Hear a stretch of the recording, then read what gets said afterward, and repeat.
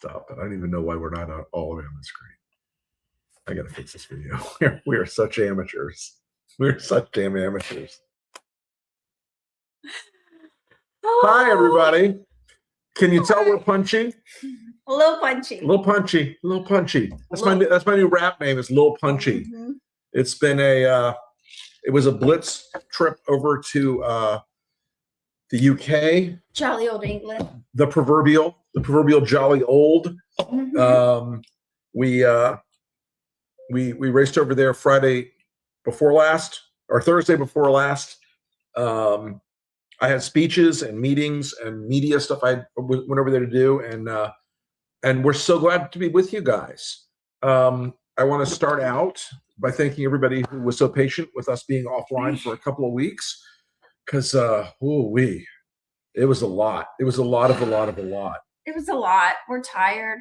Yeah, we're a little tired. Sorry, I'm not super dressed up today. I just got out of the tub and I put a mask on my hair and it's still wet. So sorry about that, y'all. We got in last night late. My son. Hello, Sharon. My son picked us up in the wee hours, and we got home, literally got in the shower and rinsed off and then crashed out. We didn't open suitcases, carry-ons, nothing last night. Nothing. It was all. You're going to get behind the numbers again. This coming up. Somebody asked what we're drinking. We are drinking a watermelon rum cocktail. We are. You're gorgeous. No fluff. Oh, so sweet. We are taking the edge off of a little exhaustion. Yeah, a little exhaustion. The weather is terrible here. So I posted to y'all a little bit earlier. We got up this morning. He got up early. I couldn't believe it. Ran out, got Danish. I'm at Tasty. We have a local bakery that is right down the street. An institution in this town called Tasty Pastry. And we went there, or I went there while she was still sleeping. It's called Satin Barbie. Yeah. Is the color. You never, when you go to the salon, you never know what the name of the color is. It's a number and you tell them OPI or CND or whatever, what in the number. And this is Satin Barbie. It's like a really just nude. I went super nude, but my toenails are hot pink with sparkles. Keeping it sweet. Okay. All right. So Rick got up early this morning, ran out, got Danish. I didn't even know he left. That's how hardcore I was sleeping last night. And we got up about 9 though and got moving. Yeah, he put the belt on the lawnmower. Yeah. I started laundry, got all the suitcases emptied out, and started laundry. Yeah. And then about noon, he came in, finished, and I have to say the weather here is horrible. It is probably 90 degrees and 1,000% humidity. Yes. And it's like an armpit after a workout. And he came in, he showered, we ate a little bit of lunch. And that was a preview of something. Somebody's asking me about I'm sorry, continue. I'm just trying to be technical, but it wasn't working. And then we ate a little bit of lunch, and then the power went out. Yeah. So then we settled down for like an hour. Quietly and read for an hour. Because it was dark in here. And then, and then the power came back after, just when you're like, just when you're settling down. I'm not doing anything. I was joking with you, like it'd be terrible to take a nap, wouldn't it? I know. And then, of course, bing, everything comes back on. So the reason, folks, you haven't had behind the numbers the last couple of weeks is we have a new grandchild, and I'm going to show you the young man. He's enormous, and so Andrew has been a little busier than normal. That is Indiana Beck Wilson, and he is was 8 pounds 13 ounces. and he is a hoss. That's a big baby. And so hang on, I'm going to show you another picture of him because he's cute. There he is. Look at that little beast. Look at that little beastly. So he is. We're looking forward to seeing him soon, and that's why Andrew's had a little bit on the deck the last couple of weeks. So and it was a very long labor and all that stuff, but everybody's healthy. Mom's in good shape. Baby's in good shape. It's all it's all to the good. Yeah. And big sister was doing great. And I got a picture of her with her father. Hold on a second. I'll show you one more picture here. Where is it? Okay, here they are. There's Andrew and the little one. Look at that. Look at that. He's going to throw that child into the ocean. That's what grandma would say. Okay. But yeah, no, that you will get behind the numbers back again real soon, y'all. This Friday, I'm anticipating. But so yeah, the trip over was pretty fun and easy. We met Joey and Whitney is my right hand, my deputy, and in all things Lincoln and all and beyond. And her husband Joey is one of our lead producers for all things at Lincoln and beyond. And so we met them. We hooked up in Atlanta, and we had all upgraded, because of our absurd numbers of frequent flyer miles that we all have, and because we go through so much travel pain. Occasionally, you get the good upgrades. So we all got potted, and so we landed in England pretty fresh, in good shape, and it's worth it. On a red eye to sleep, going over, laying down. Amazing. Worth every game changer. Freaking penny. Game changer. Worth every miserable coach seat flight you're sitting in to go regular coming trip. Back, but it was fine. Like during the day, I could sit up. We were non-pod. We were non-pod coming back, but that's okay because I can sit up and I don't sleep coming back. Even though it was 8.5 hours back. Yeah, Darby, most of our upgrades end up just being because we all fly so often.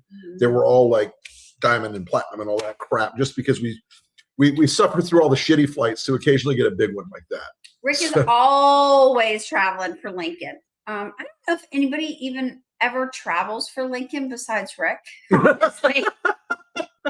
I feel like he's the only one ever that does like all the fundraising and it's ridiculous. Okay, we have a painful question for you, Renee. I've got to jump to this. Oh God. We got to England. Okay. So just real quick, we get to England, great trip. We get our rental car. Yeah. And we're gonna come back to that question. Make a note. We're gonna come back to that. 10 on that. We get our rental car. Which the good news is it was the same exact model car that I drove for years, a Volvo XC90, and the one that Renee drives now, Volvo XC90. And of course, I am the designated family driver for all foreign trips because I have no fear of driving on the correct opposite side of the road, no matter how you look at it. No. But so we went that day. We all do what we call the push through. Okay. You push through when you get there. You land in the morning. You got to land. You time your flight so all day. Land in the morning, and all day. And you will want to go take a nap. You will desperately want to jump in the shower, get the plane off you. That is not the way. So we get out of the plane, and we get the car. We go to all the suitcases in the car, which is hilarious. I will say, between the four of us with our gear and our luggage and our overpacking, we needed a baggage train. But we had cameras. We had all sorts of stuff to shoot video. Like, correct. It was a lot because it was all work. So I can honestly say. Well, there was like a brief couple of minutes of not work, but mostly work. Everybody jumped in. We all piled in, And then we drove the first day it's about an hour outside the city to Windsor. And we stayed midway between where we were going the next day. So we stayed in Windsor, at a little cute hotel. And just one night. Right there on the Thames. Right there on the water. Gorgeous. The weather was fantastic. We sat outside. We sat on the water. And we ate and walked, and it was beautiful. And it was like the first, it was Joey's first trip to London. So we were trying to show the sights and do the thing. And where we stayed outside of Windsor is right where Eton is, the preparatory where they are sending William and Kate's son is going to Eton coming soon. So it's beautiful. It's so historic. There's pictures of the willow tree where Jane Seymour walked every day. We walked right there. There was a thing on the wall where all of the flooding during the years was, which was kind of cool. I posted a lot of pictures.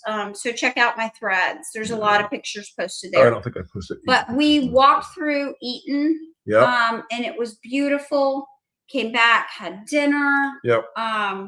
It was just it was a lovely night. We walked up to Windsor. We didn't walk all the way around Windsor because it is huge. It's a complex. I posted a couple pictures from the backside of Windsor. Oh, I have a couple pictures of Windsor. But it's really, really large. So we walked up to Windsor. The next morning we had breakfast, and then we got on the road again. We went to a girlfriend of mine that I work with, thanks Jackie, told me about Avebury, which was actually on the way. I posted that one. I know, I stole it off your threads.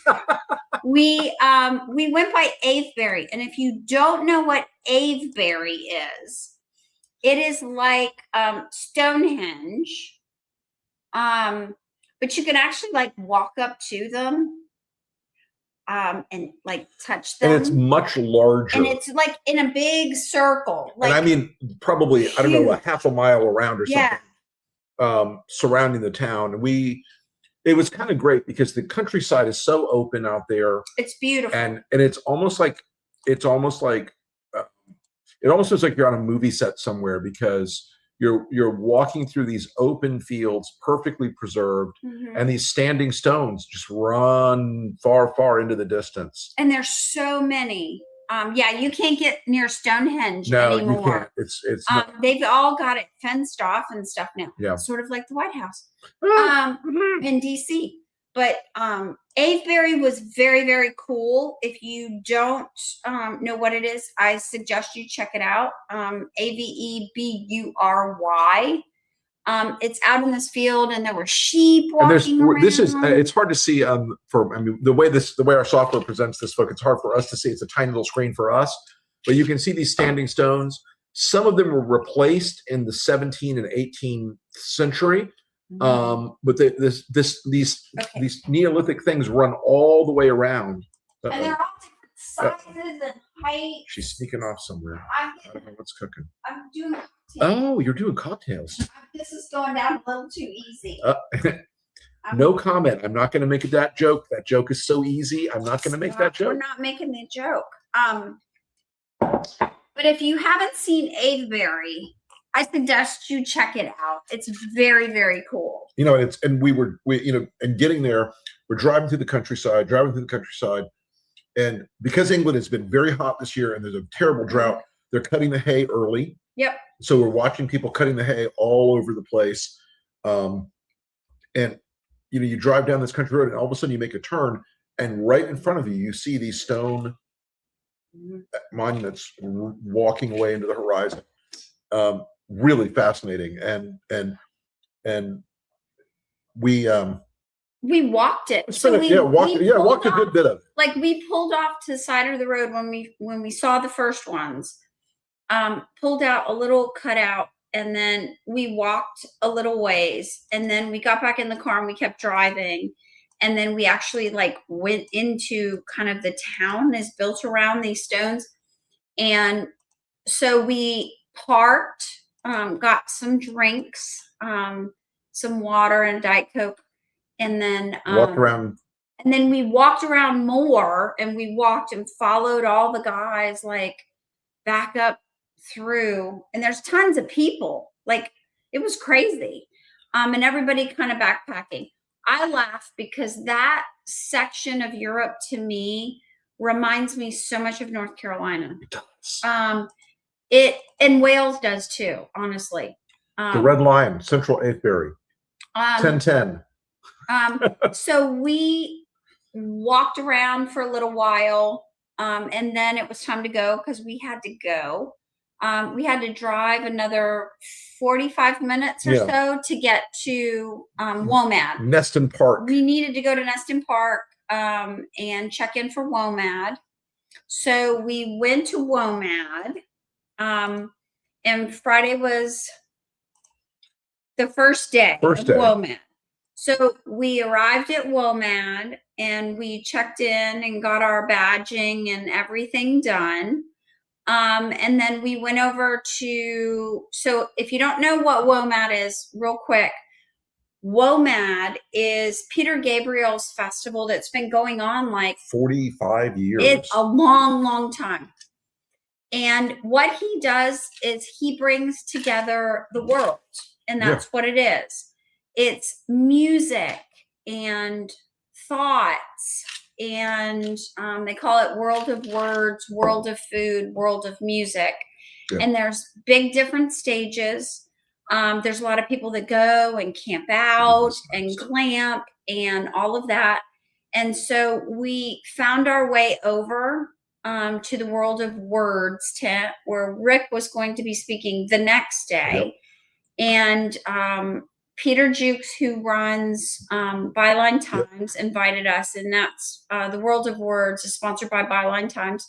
Woot woot. And he invited us and said, please come. And so we came over Friday. We came over to hear what was going on and kind of get a feel for the energy and everything. Amazing. Right. Like, so amazing. And Friday was a little more chill. Saturday was crazy. Woo, the people. Friday was, there were a lot of people there. But it was not and like the Saturday. Music was cooking, but Saturday was wall to wall, and not in a bad way, not in a crazy way, but clearly, many thousands of people on Friday. Very family oriented. It's England. It's very safe. So much food. Like it was like when you say like fair food over here, the food is like everything deep fried. Over there, like it was the world of food. So anything you can think of. Tibetan, Nepalese, Indonesian, every version of the Indian subcontinent. Southern fried food. It was nuts. It was delicious. Everything we had was delicious. And the food is so good. So we walked around, saw vendors, and then we went over to the World of Words tent and sat for a little bit. Yeah, and then we went to the crew and Cask Cocktails tent with our posse and Peter and a bunch of other folks and Steven, a bunch of other guys. And of course, we did something that caused some MAGA heads to explode. I'm going to put a picture up now of. We did something. That's me, and a guy you may or may not know him by sight, but you know his name. That's Christopher Steele of the Russia Report, and the Steele dossier, if you will. And he and I were both sort of laughing because we knew the minute a picture got out there, people would lose their damn minds. And yes, they did. And they did. And we had such a good time. He was wonderful. Yeah. And charming, smart. And his wife was wonderful. We had the best time. And we all sat around, had a cocktail, and we had beers from local breweries and all of that in the tent. and sat and just talked about the world and life and what was going on. We got deep in the Russia hole. We did get deep in the Russia hole. Which politics. Chris Steele and I got deep in the Russia hole, and that is a deep fucking Russia hole. And we're gonna like leave that to the side for now. We'll punt on the rest of that Russia hole. Punt on that whole discussion that happened. But really, great conversation. We all sat. Huge. And then we walked around a little bit more, and we went back to the hotel, which was a little ways. It was probably maybe 30 minutes because Neston Park is a private. It's a private estate. It's a very large estate. And there's really nothing super close because we were out in the middle of nowhere, literally in the middle of nowhere. Yeah. And so we went back and checked into our hotel. That was the funniest thing ever. It was a DoubleTree, which I fell out laughing. It's where the festival was putting people up. So there was like festival people all over there. So we were laughing. We got put in the DoubleTree. There were like 2 or 3 hotels where they were. CC, in our world, nothing is a coincidence.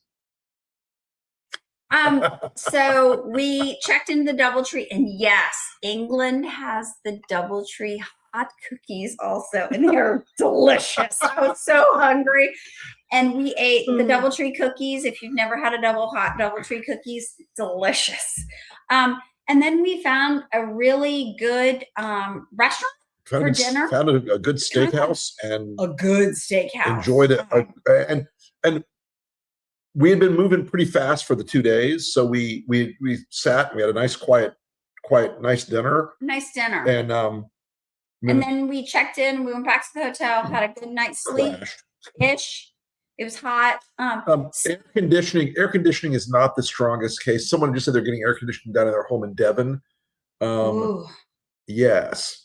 So we weren't. By the way, folks, it was not.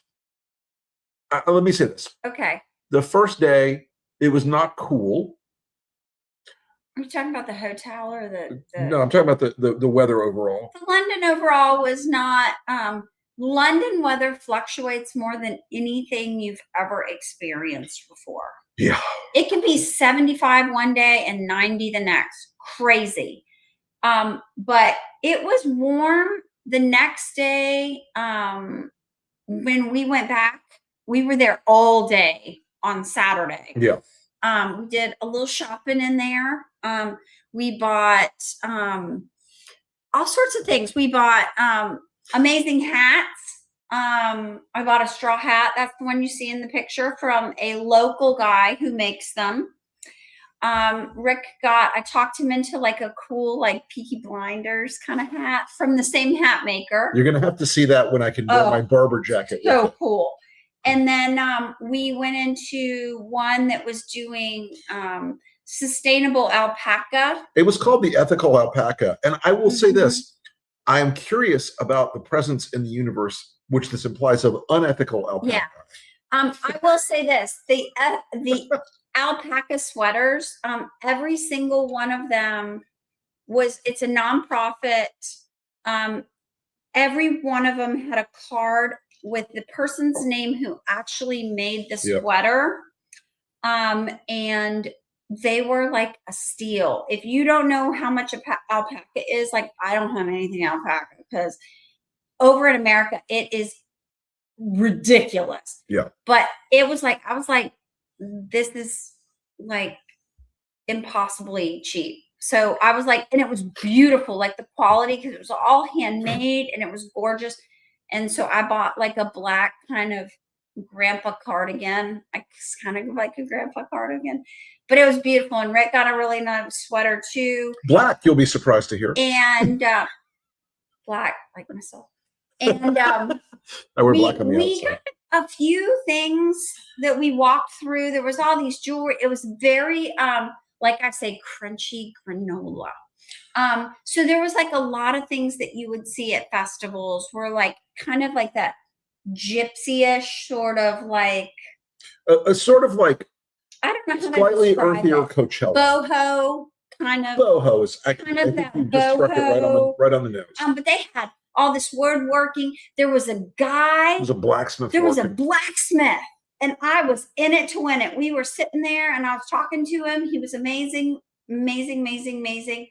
But there was like all of this stuff from all over the world, like a lot of really cool jewelry. These baskets. I'm obsessed with baskets, and the baskets. If you ever get them over here, if you can find Here's them. Renee during the shopping, carrying an axe and her new hat. An axe, baby. It was wild.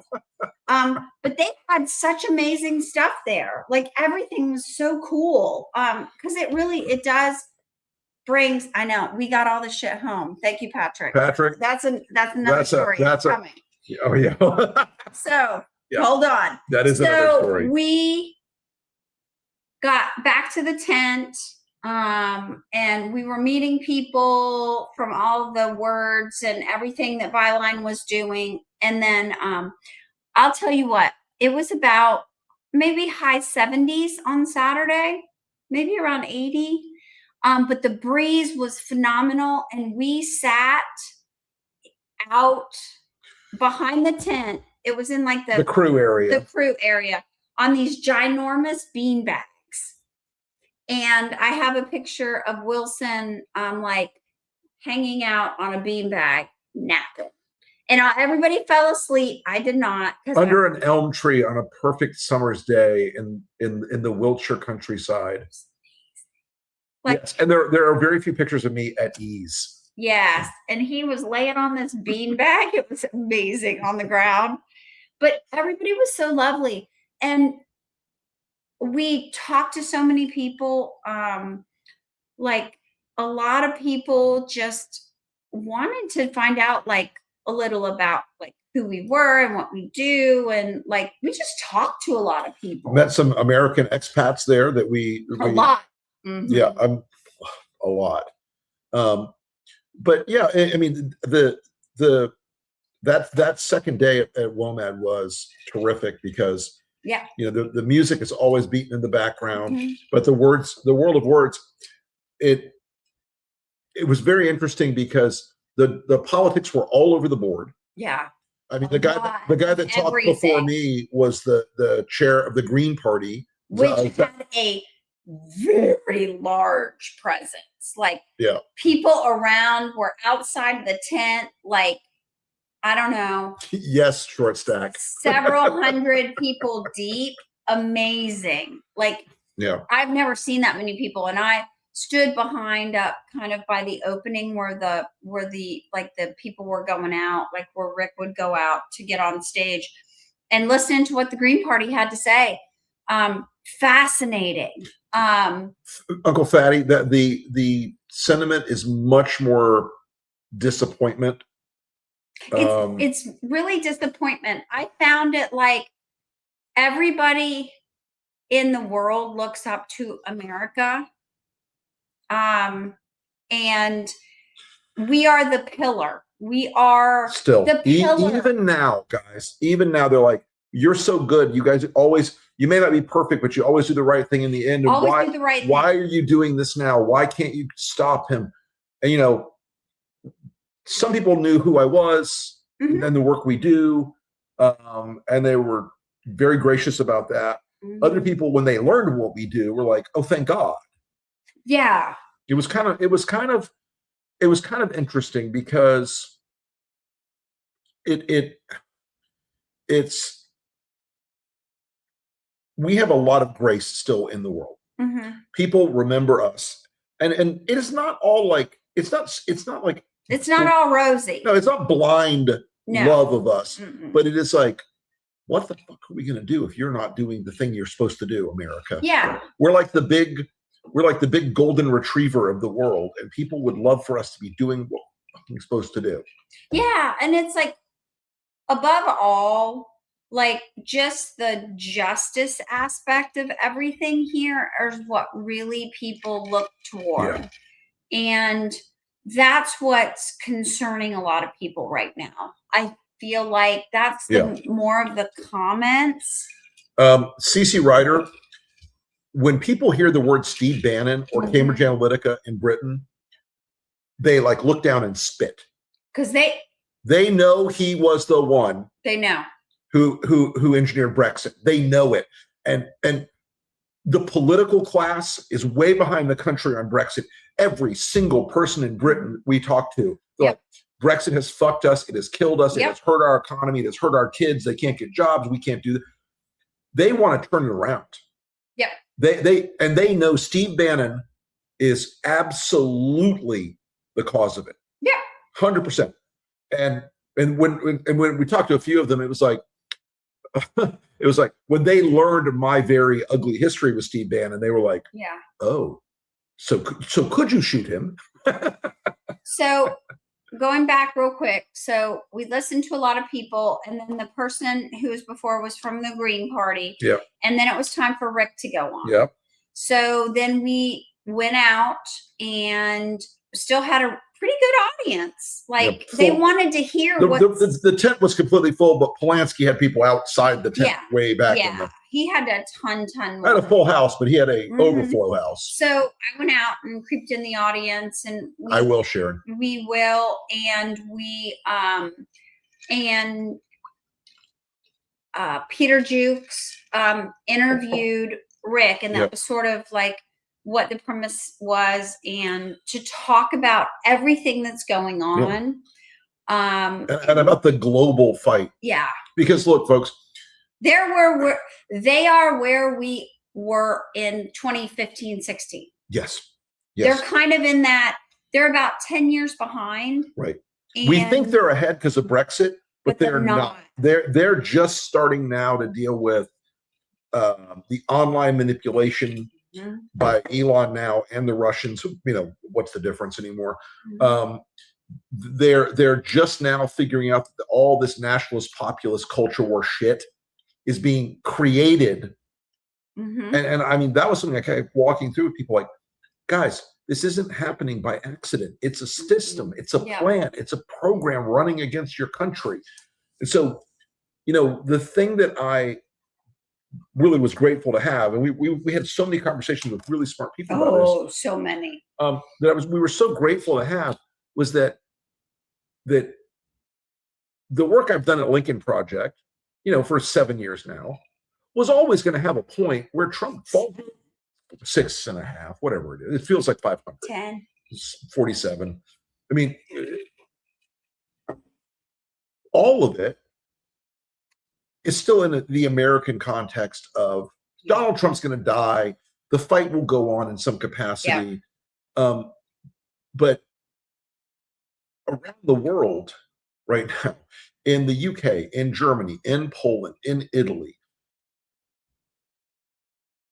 in Japan, which is another story, we'll talk about that later. In all these other countries, a lot of which I have political experience in and a lot of contacts in,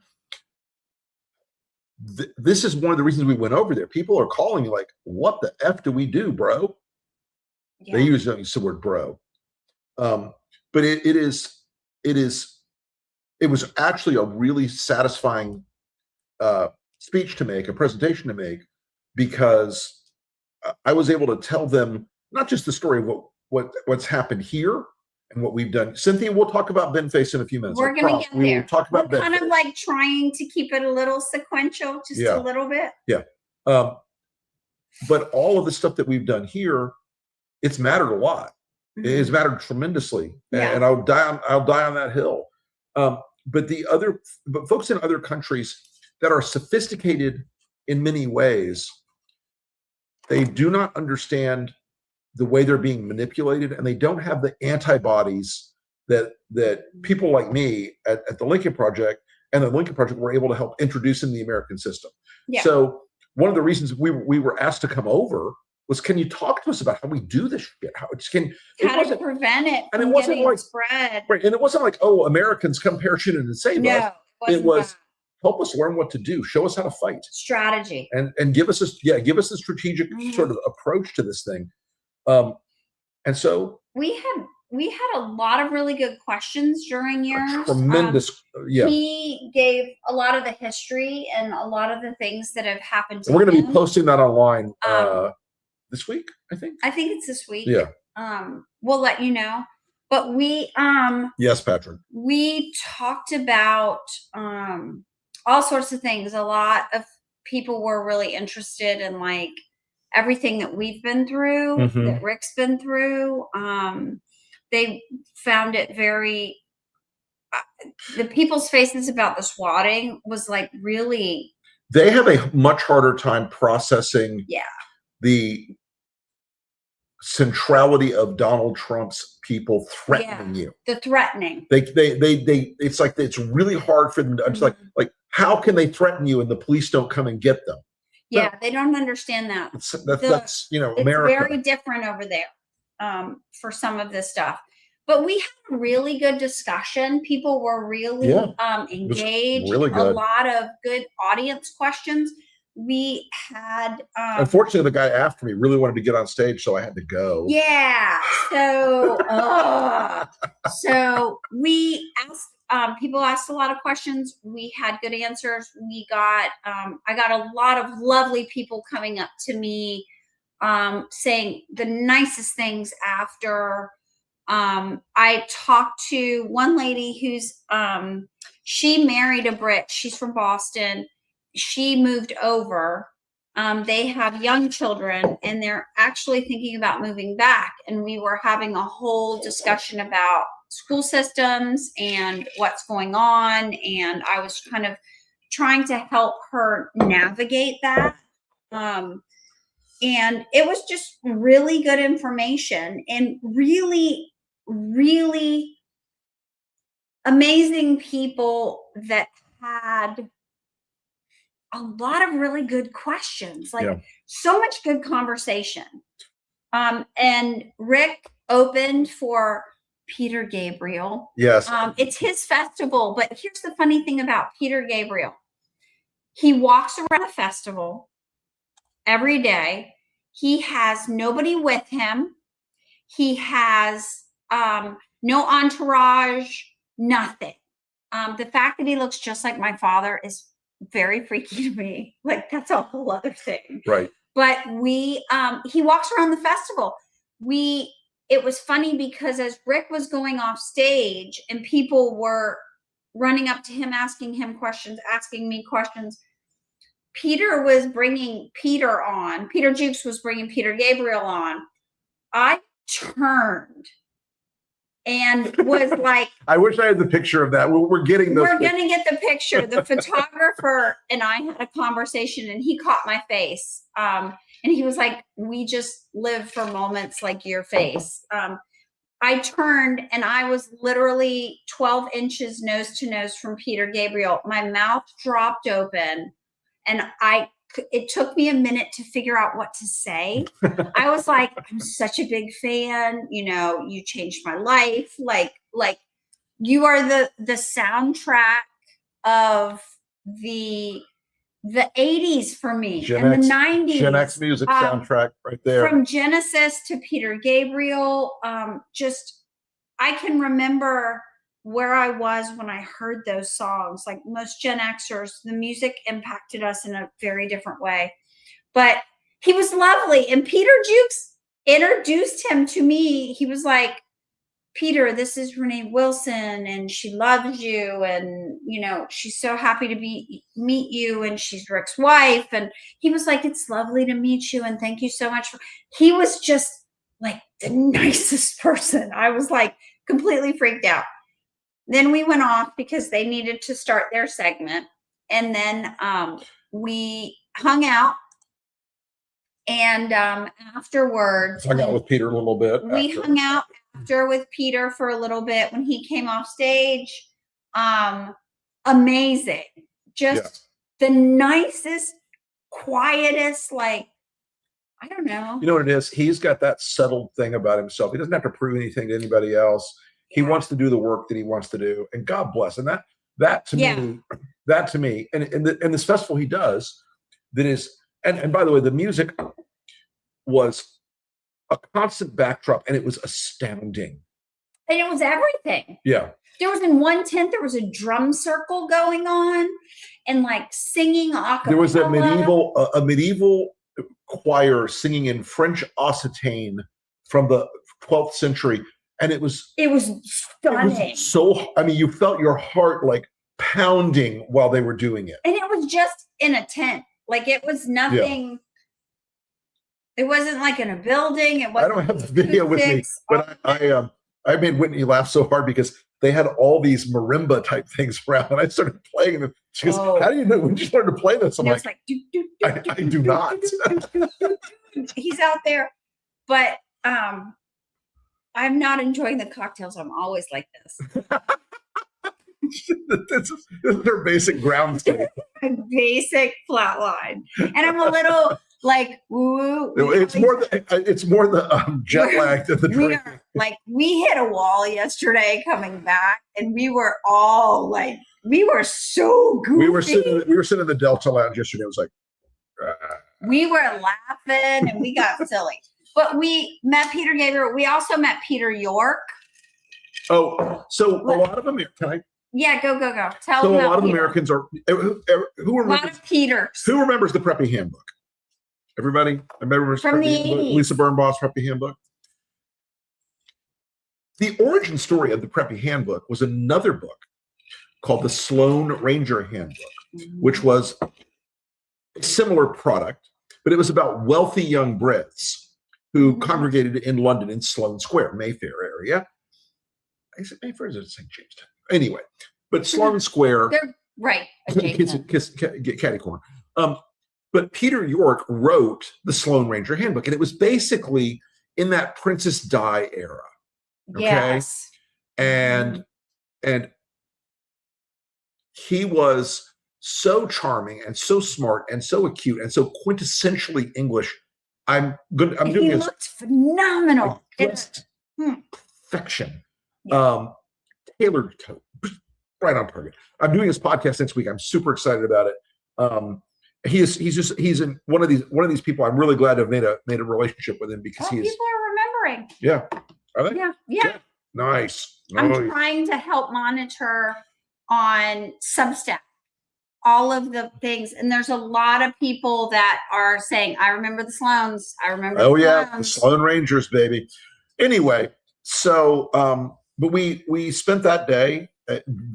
Just a wonderful experience, and very grateful to have been invited. And it was fascinating. And we're only scratching the surface of we're doing all the people at Byline who helped put that together. And everyone we met, Hardeep Mathea, she was amazing. She's the editor of Byline Times. She edits my column, and she's amazing. I write a monthly column for Byline in the UK called Letter from America. And she's a tremendous editor. We need to like put a shout out to everyone that helped us and worked with us and spent time with us. Here is one very, very funny thing. So Peter's on stage talking. Peter Gabriel is on stage talking, and one of the co-founders of Byline Times. By the way, I'm sorry if you can let Renee go in the rabbit hole about going to a Cure concert. We're not going to talk about it because I went and it was life changing. My senior year in high school. We're not going to have. It's a moment. Anyway, but we were listening to Peter speak, and the other founder, Stephen of the Byline Times. Stephen and his wife have a daughter who was hanging out, and she was lovely. She was hilarious. So she was out one night and they were drinking with Peter Gabriel's child, and Peter Gabriel showed up and was buying rounds of gin and tonics for people. And she said, one does. And I was like, "Oh, are you a fan of his music?" And she's like, "No." And I was like, "What do you mean, no?" She's like, "Oh, I didn't really, I don't know. I don't really listen to it." Kids, because these are all Gen people. Z. These are people born after 2000. I think she was born in like 2020, like 04. Yeah, she was 04. She was 04. And so me and this girl were laying on a beanbag. Peter Gabriel is speaking in the tent. I can hear his voice. And I bring up Spotify and I play In Your Eyes. And she's like, what is this? And I was like, Peter Gabriel. Like, this is our, like, this was every song to every 80s music. In your eyes, the light, the heat. And she was like, this is amazing. And I was like, yeah. I was like, this is what impacted us olds so long ago. And she was like, oh my God, I've never heard this. And I was like, I don't understand. But here we are. And if you Just a have little never gone back, there's a relatively obscure Peter Gabriel song. He does a duet with Laurie Anderson called Excellent Birds. Yeah. It is one of my absolute favorite pieces of music of all time.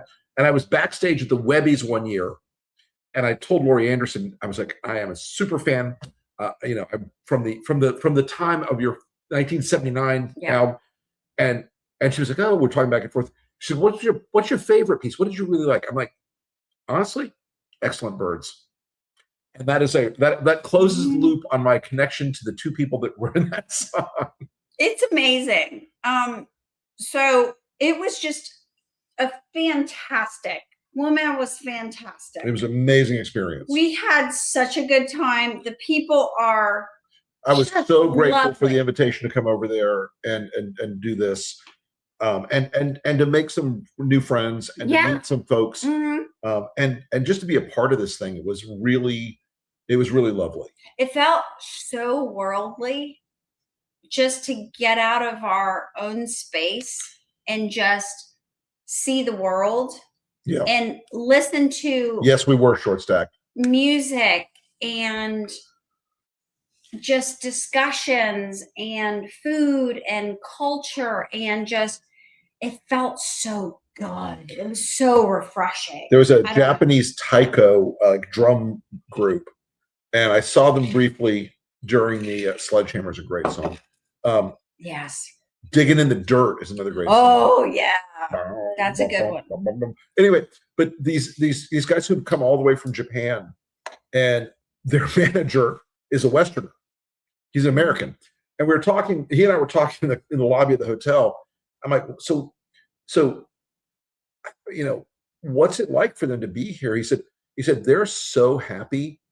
He goes, it's not just that they're you know, getting to expose their music and their performance and their art, but that they're being exposed to people from all around the world. Yep. And it's not just American artists, it's not just British artists, it's folks from everywhere around the world.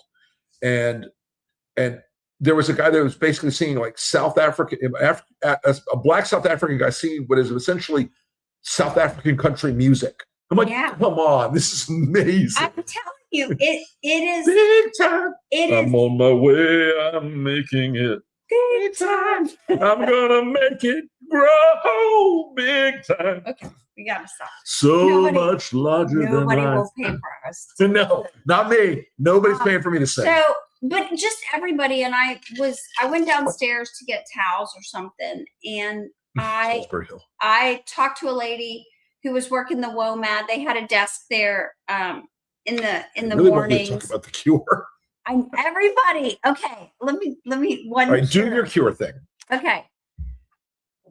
Of course, I'm born in '73, so I grew up. I was an alt rock girl. They called it alternative back then, but I was a Cure, Depeche Mode, Echo and the Bunnymen. From that genre. I grew up in Tampa. Don't start on Echo and the Bunnymen, because I will never stop talking. Lips like sugar. Bring on but the growing up in Tampa, we had a store called Vinyl Fever. Yeah, we did. New Order, Tears for Fear. Vinyl Fever. I bought a promo pressing of Blue Monday. I had that. Yeah. The blue vinyl one. Mm-hmm. I had the blue vinyl one, 12-inch. Anyway, so what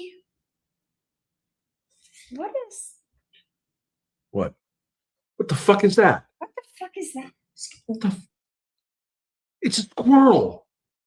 Is it a bat? No, it's a squirrel. It's a squirrel. That's my God. It looked like a bat. It looks like, look at it. It looks like a damn bat. There was a squirrel upside down out the window. But we couldn't see its tail. It had its tail like, and it was like connected to. It looked like it was connected to the chandelier. Sorry for the cursing. But that was like the weirdest thing. Anyway, so going back to the 80s, I was a big fan of all of that. I miss record stores too. My first, I can honestly say this now that I'm old and I can't get press charges. When I was 15, almost 16, one of the first concerts that I'm going to shout out to my sister on this. She snuck me in to a concert in Ybor City, which I lived in Ybor City. Like that was the jam. And the Jane's Addiction was playing. And I was not a drinker, I was a dancer because I love to dance, just the music and dancing, and that was awesome. And my sister snuck me in to, what's the name of that club in the Castle? No, not the Castle. The one on the main street. No. Goya? No. El Goya? It was the main, no, it was a club. Anyway, she snuck me in when I was 15, 16 to see Jane's Addiction. I've seen Jane's Addiction about a half a dozen times or so since then. But she snuck me in, and all I wanted to see, Porno for Pyros, I wanted to see Jane's Addiction more than anything. That was like quintessential back then. Great. Anyway, so I saw Jane's Addiction for the first time when I was like 16. And I've seen them several other times since then. But when I saw The Cure, I was a senior in high school, and you could only miss like 2 or 3 days. They had rules about that stuff. And I don't know if they have those now. But in 1991, The Cure was on tour. We also saw Depeche Mode that year anyway. But my sister's friends that lived in Atlanta that were in college, I got to go to Atlanta with my sister, my older sister. She's 4 years older. With my sister's friends, road trip to Atlanta to see The Cure on a school night. And my parents let me.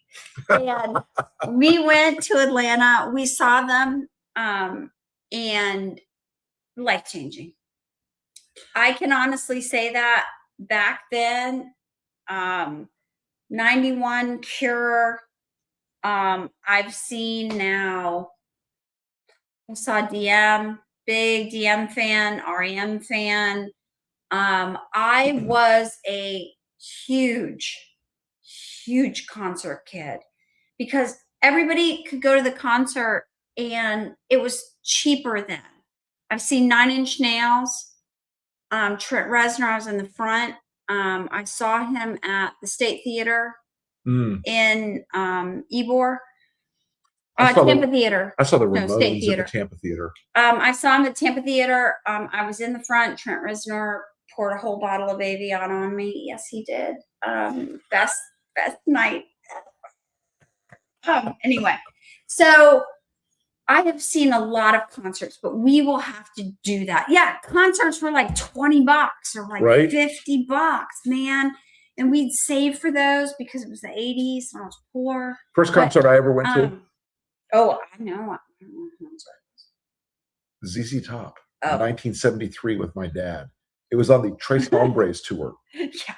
We also went to Your dad is We also went to the Blue Oyster Cult concert that year at the Lakeland Sportatorium. Oh my God. And one fun fact. And I saw the next year I saw Emerson, Lake and Palmer with my mom. Let's talk about today. It's August 1st. Today is the 45th anniversary of the first broadcast of MTV. So let's think about that. Anyway, we got to get going though. Yeah, we got to keep pushing. I have 2 lists, and I've only crossed out 4 things. So We had dinner that night. We went back to the hotel, had dinner that night. We left and we had to get back to London on Sunday.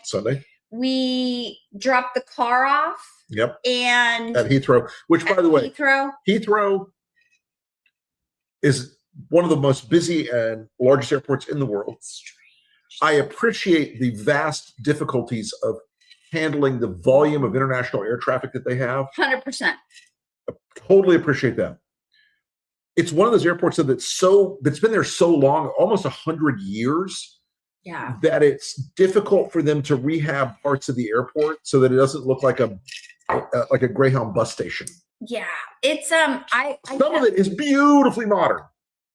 Yeah. Some of it not so much. So I warned Joey, our friend who went with us. I was like, dude, when you land at Heathrow, just a warning. It is not the most beautiful. You're not looking at. It's not Charles de Gaulle. It's not even Charles de Gaulle. But anyway, head on the door. Just so good. I had the tape of every one of these. So seasons don't feel the reaper. We dropped that. We went to our hotel. Terminal 5. Yes. It's not glamorous. We'll just say that. I have to say the drop off of the vehicle, the moving of everybody with their luggage, and the escape from Heathrow could not have gone more smoothly. Yeah, we figured out we had so much luggage, and we were pretty good. Like we each took a big bag. We took one bag each, and then I had my little carry-on. He had his backpack. And then we took a little bag between us. Yeah. And Joey and Whitney had their little trunks. They have a trunk style luggage. Huh? I was thanking somebody. Anyway, we each had, and we all did so well. Like we each had a big bag, and then we had one extra little bag.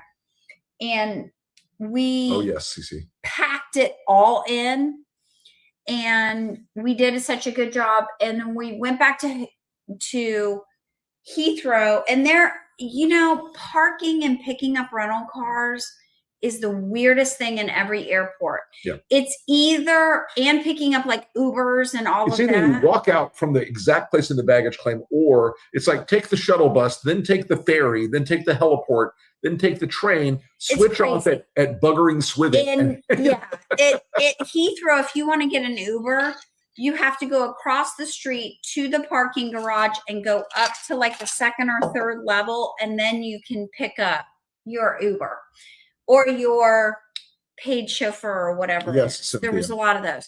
So what we did, oh God, I want to go to Singapore so bad. And people go to Singapore airport and have a 24-hour layover just to be in there.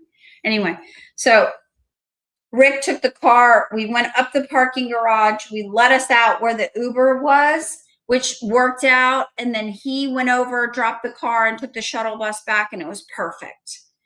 Perfect.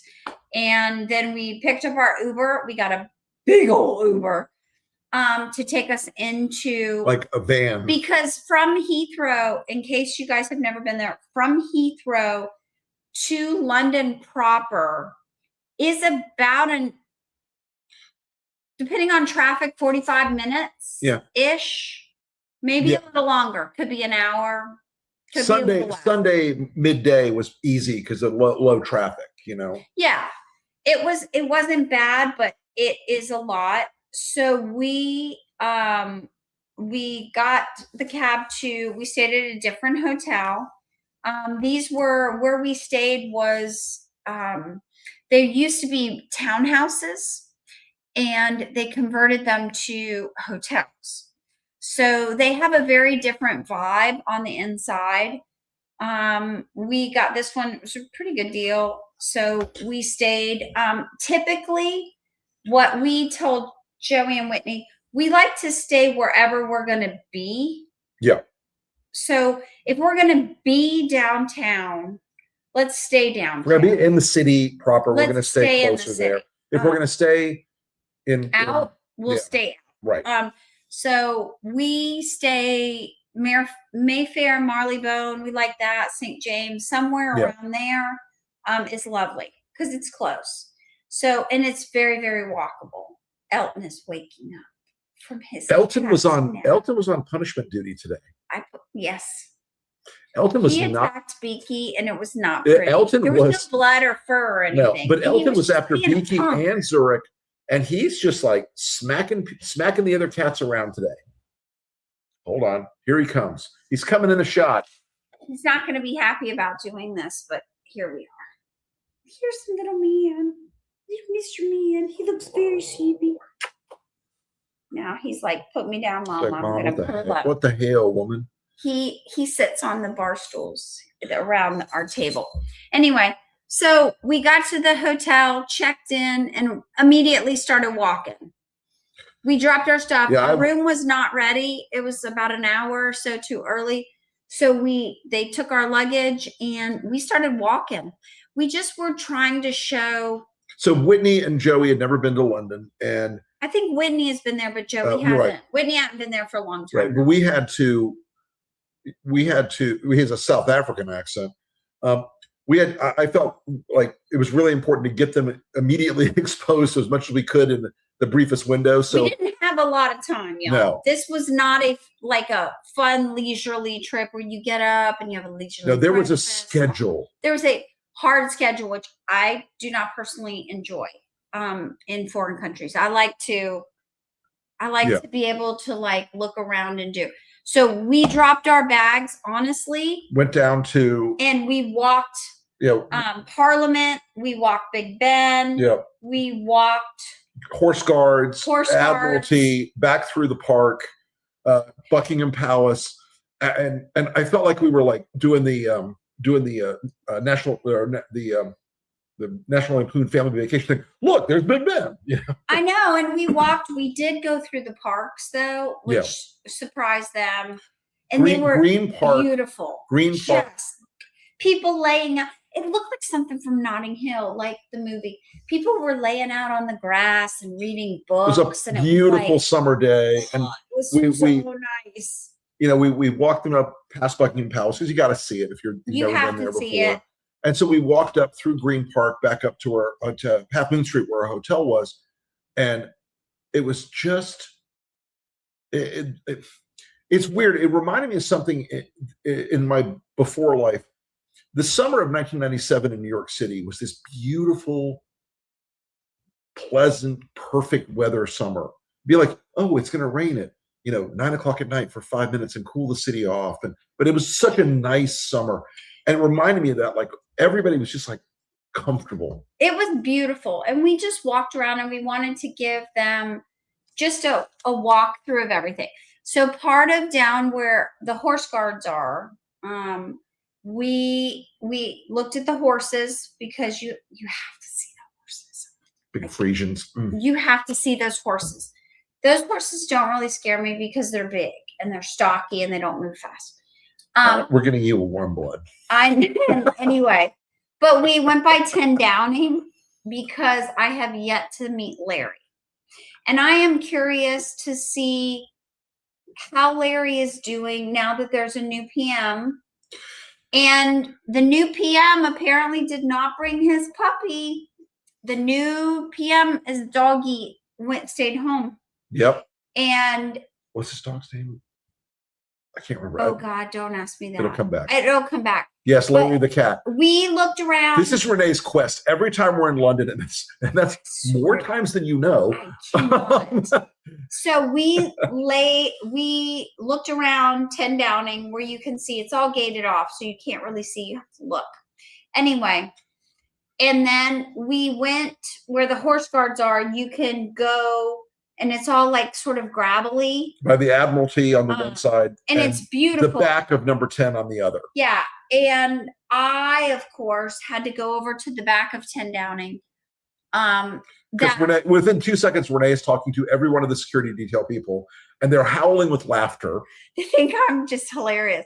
Because the one girl I was talking to who was security, she looked at me, and the other guy was making fun of me, and I was fine with that because they're like, you're American. I was like, yeah. You think? You think? Anyway, I was like, have you seen Larry today? And she said, he was out in this morning. She said, Larry's getting old. And I was like, Larry's 19. Like, I'm on it, Bird. Larry is old. Anyway, she said, no, she saw Larry in the morning. But the funny thing about it was she tried to like reach down and pet Larry, and Larry moved away, and she laughed at that.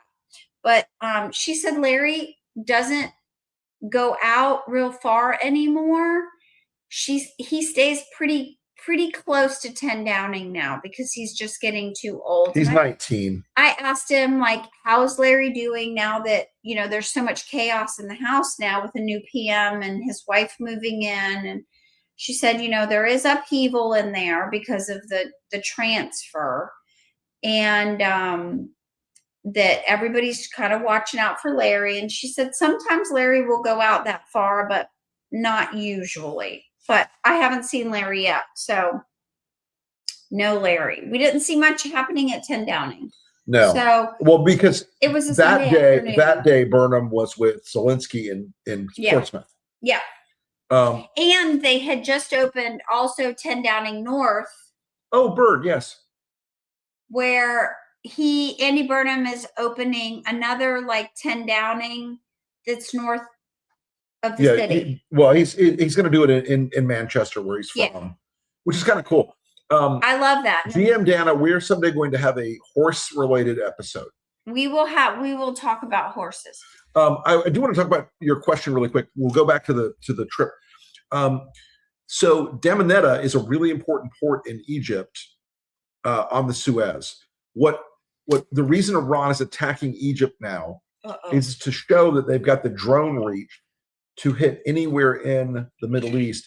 And if they destabilize Damietta and they destabilize the top of the Suez Canal zone, Lloyd's of London will stop writing insurance for ships to go through the canal, and therefore ships will not go through the canal. And it'll get really bad. Oh, it's going to get super ugly, bad fast. Listen, you should know, Lord, Patrick, there's no meaningful difference between the Houthis and Iran. They're a client state of Iran.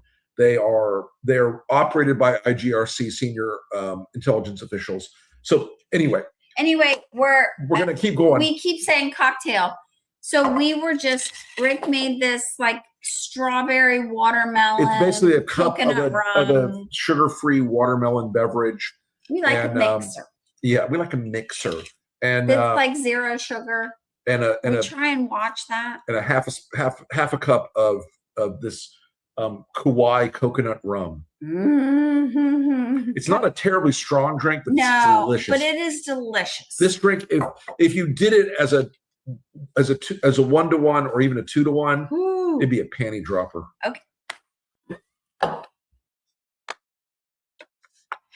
Okay, so let's get back on this. So we introduced on Sunday afternoon in our walk, we had to introduce Joey and Whitney to Mayfair Chippy. Yes. I love Mayfair Chippy. I love fish and chips. It is the best. Hold on. Promo for Mayfair Chippy. Hold on. There's a promo for Mayfair Chippy. So that is one order from the Mayfair Chippy. And I will tell you. Split it. Is it posh? Fuck yes. Yes. Is it in Mayfair? And fuck yes. Okay, so the 3 little pots that come down with it, you see the green in the pot? That's cream peas. I love smashed peas or cream peas, whatever you want to call them. Delicious. Curry is in another one. Mm-hmm. And then tartar sauce. Traditional tartar is in the other, but it doesn't. It tastes so much better. But I will just tell you, we split that. We split it. If you can't really tell from the picture, that thing is like a foot long. Mushy peas. Mushy peas. I love mushy peas. So we went to Mayfair Chippy, and then when you're done at Mayfair Chippy, they give you this little bag, and it's got like these little candies in it. I like the black licorice, and I stole all the black licorice ones out of them. But they're delicious. We love Mayfair Chippy. No, they did not Listen, they're not advertising. I just love Mayfair chips. They're not advertising. No. No. Yes. Is it? It is posh. Can you get great fish and chips at a regular chippy 100%. that they wrap it up in newspaper and you're 100%? But it's like Mayfair chippy when you go, it's just lovely. The people are lovely. And it's just, we sat outside on the 1-4 place table outside, and so good. So good. And we just had to go to Mayfair chippy because we love Mayfair chippy. We've got chips. We've got fish and chips at other places. We just love Mayfair chippy. It is our, and it's walking. It's a go-to. All right.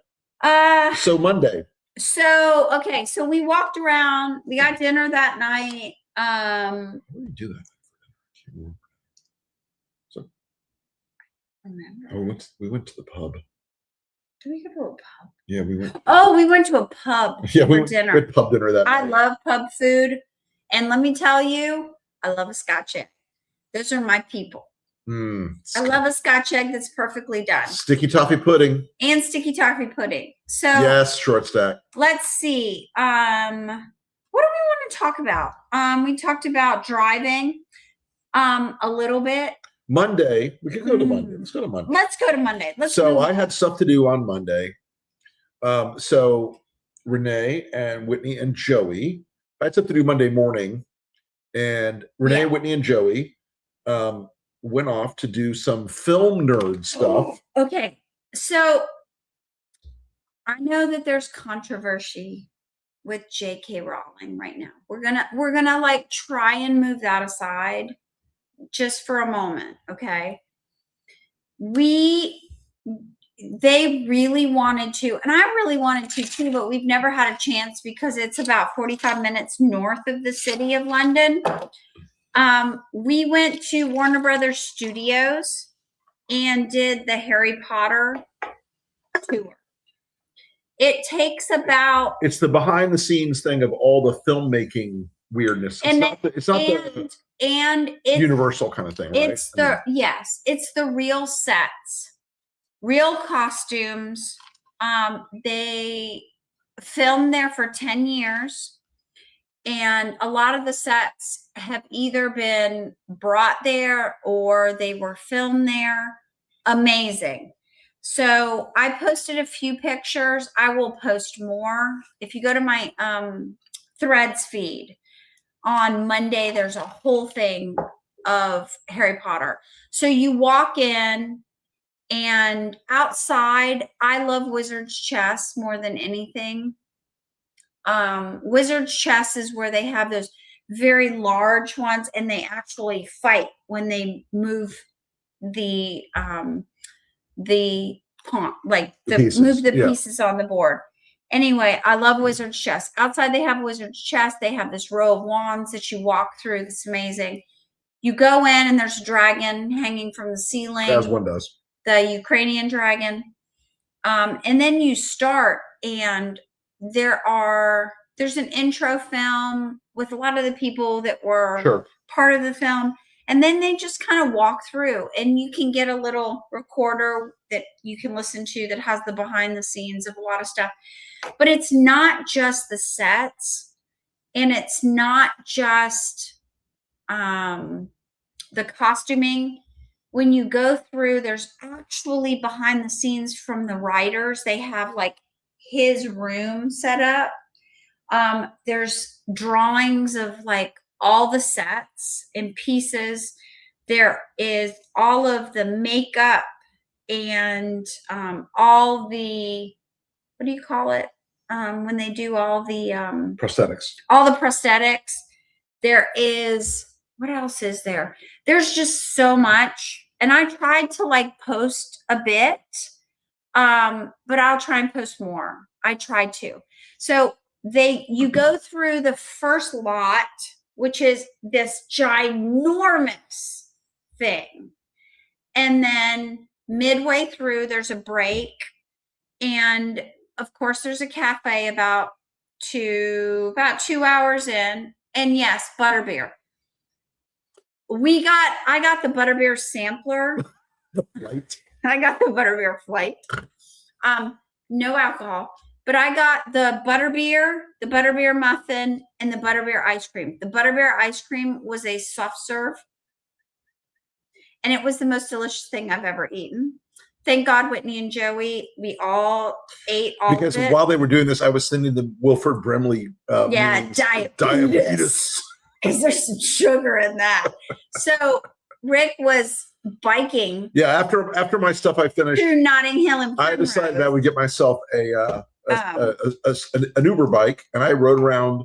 I rode up to Notting Hill and hung out there for a little bit. Then I went up to Primrose Hill, which has a really beautiful view of the city. Hang on, it's beautiful. We went there the first time we were there. We walked all the way up to the top, and it looks down on the city of London.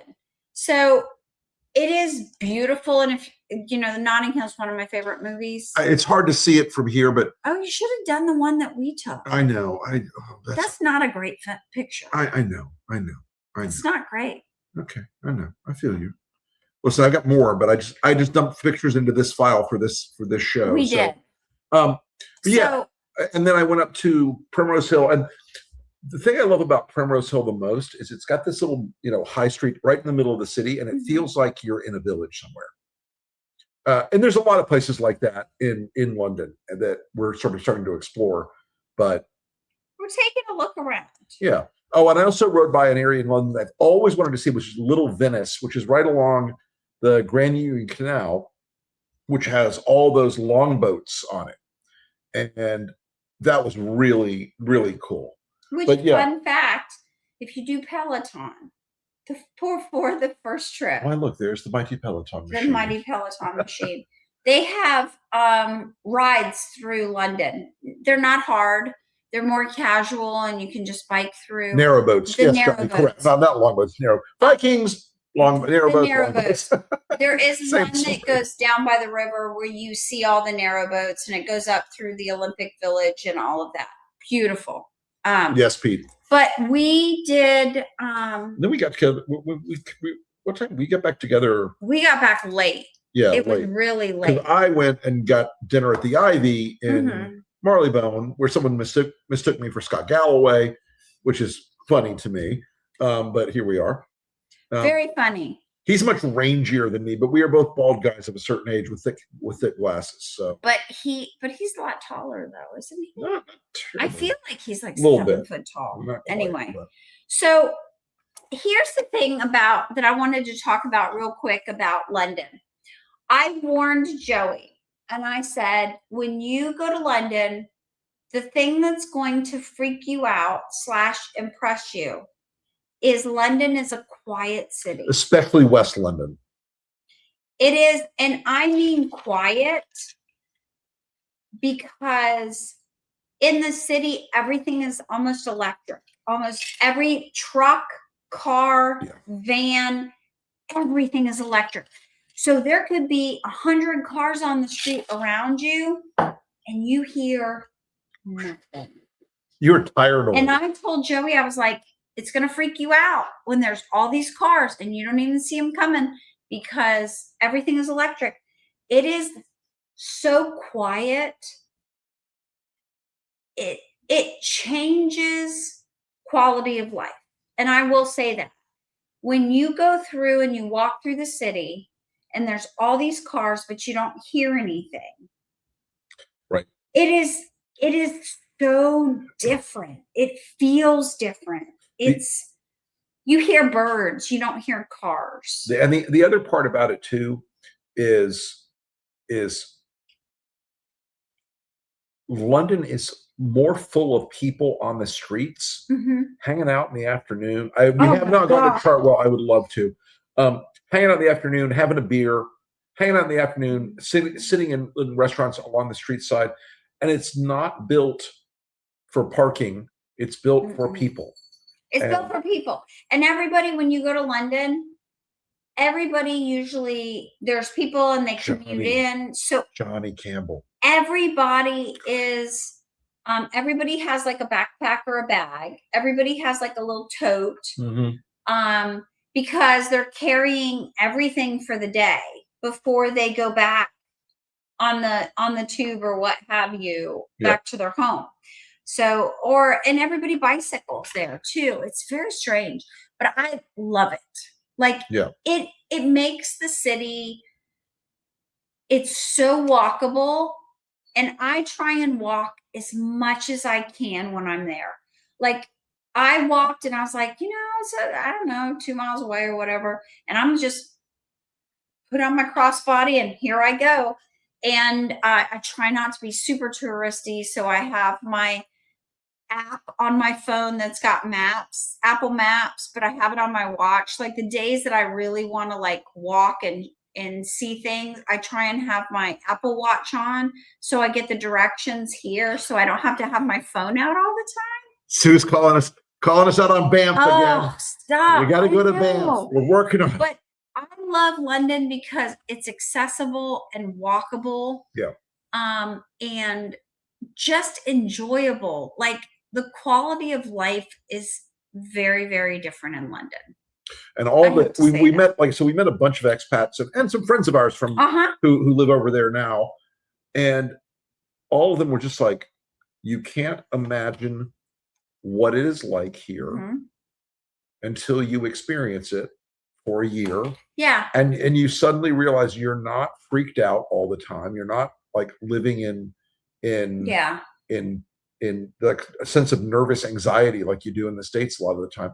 And for us, guys, honest answer, there's a lot. We have careful in our lives. Yeah. We have big fences and we have cameras everywhere and alarms and all that shit. I hate it. And we hate it. Hate it. I got to tell you, for a whole week, I didn't have to think about that stuff. I didn't have to think about some asshole crawling over the fence in the middle of the night to come and screw with us. And it's generally really nice. Like I will tell you this: be kind to everybody, which you should be anyway. That goes without saying. But the doormen are your best friends. Right. Always. The doormen can tell you everything. And that cat is yawning. Oh, he needs a cappuccino. He's tired. Elton said it's almost time for dinner. I'm going to wake up in a minute. Need some kitty coffee. And have my Mew. Anyway, but the people are so nice and so willing to help. Everybody is fantastic. But like I say this, I personally believe that wherever you go, be nice to people. You should be nice to people everywhere, because I feel like the people that have bad experiences in places are not like nice people. Yeah. I feel like if you're kind and you say hello and you say your pleases and thank yous, people treat you nice if you ask questions. Of course, everybody thinks I'm funny because I ask a lot of questions. I ask for help. I love to ask, the guy who checked us in at the hotel was from Jacksonville, Florida. Craziest world. I can't tell you how many people they're like, oh, I'm from this place. I'm from this place. And people love to talk about their origin stories. People love to talk about where they come from. The doorman at our hotel was a wealth of information. He knows 9, 10, 12 languages. It's crazy. It was crazy. His Spanish, his Castilian Spanish was, oh my God, unbelievably perfect. I was standing there. Not Cuban Spanish. We were talking and these people came in and they were Spanish. And I was like, okay, Spain Spanish, not Mexican Spanish or Cuban Spanish. And I will tell you, he went like this. He was like, blah, blah, blah, blah, blah, blah. And I was like, wow, that is phenomenal. So we've been talking an hour and a half. So we're going to keep going here, but we're going to keep going. We're going to move it forward. But that just says, so be nice to people. Yeah.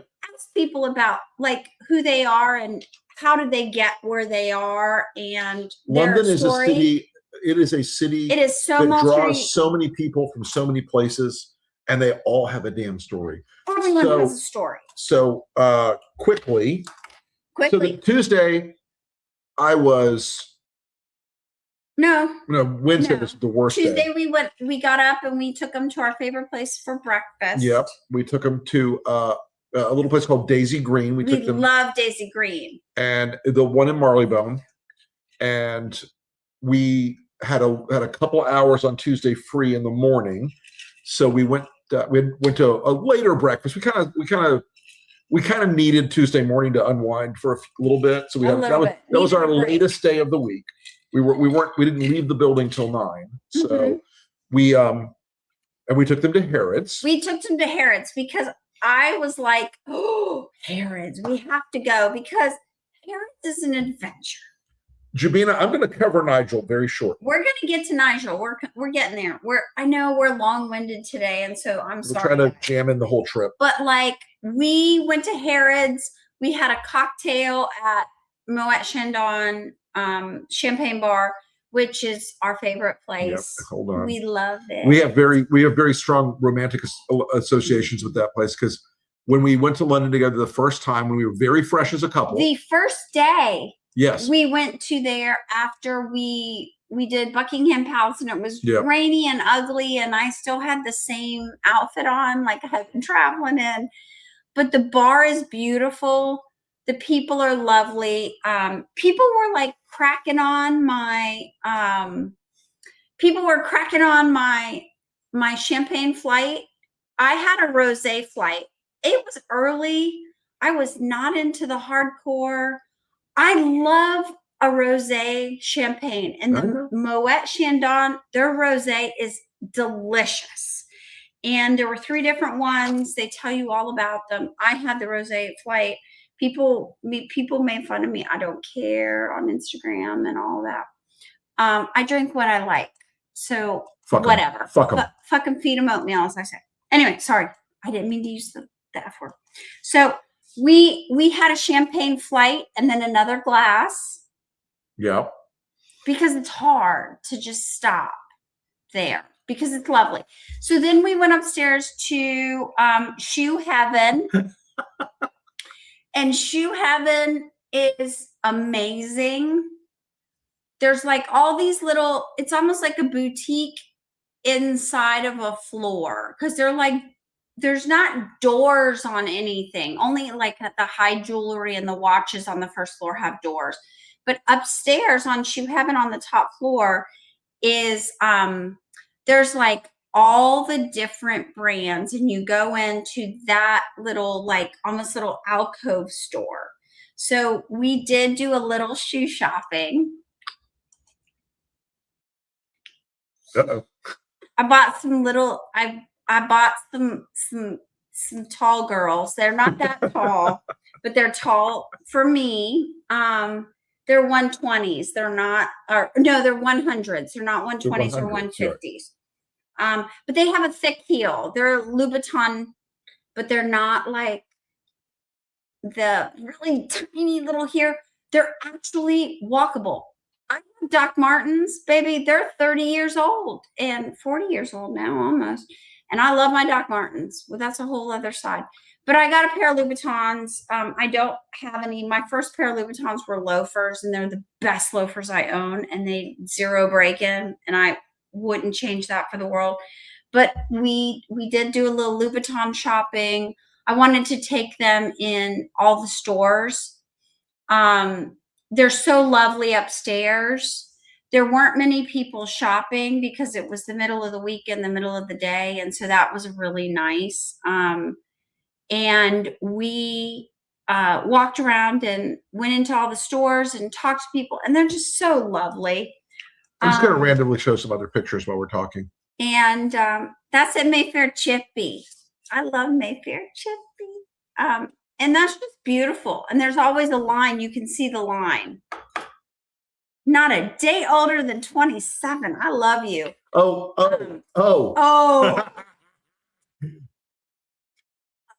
Yesterday, we're coming home, and I'm seated next to we're on the plane, so we're on each side of the aisle.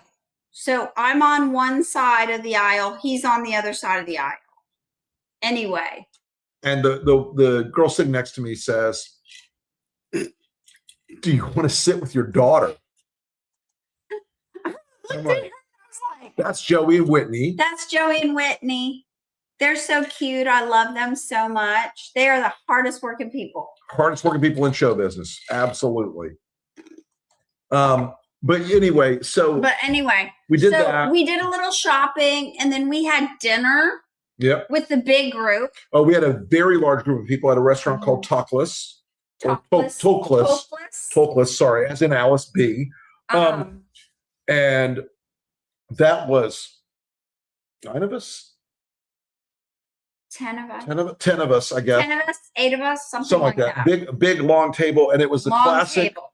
Greatest kind of dinner that I love more than anything in the world, where they're bringing a bunch of bottles of the house wine, and we're all eating appetizers, and that's what we did. Everything. Yeah, two of everything, throw them on the table. Everybody talk.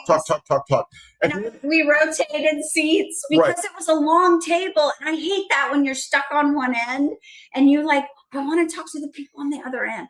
So how this happened was last year when we were over there, we had a dinner with friends. We met for drinks. Yep.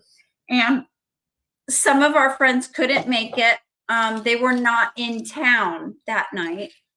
So we ended up saying we need to do this. And then we added Joey and Whitney because they were with us. And there were other friends who were in town who have to say, thank you for coming in for this event. Thank you for riding your bike down from Hampstead Heath, Carol, because we love you. Or for taking the train in. Right. Like JB did from Cambridge. Right. To see us. And it was so lovely to see everybody. So we switched seats. We got in early. At that dinner? No, we didn't bring Ollie to that. No, we didn't have Ollie at that dinner.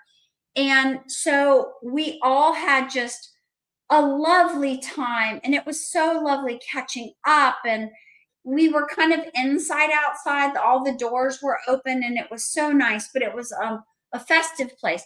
The one thing I have to say is it was loud, and I wish it was just a little quieter so we could have heard everybody. That's the only thing sometimes it's really hard when you're with a big group. But we had such a lovely night. We closed down the place. Oh yeah. We were always the last table. We had good wait staff who really helped us out and was really kind. The food was amazing. The conversation was even better. Mm-hmm. And all of our friends had lots to say. It was so lovely. And then Wednesday, I had media and meetings. Yeah, the car picked him up by 7:30 in the morning to do TV. I had to. I might have. The thing that we had to do. So we bought luggage. I think it was for the first London trip.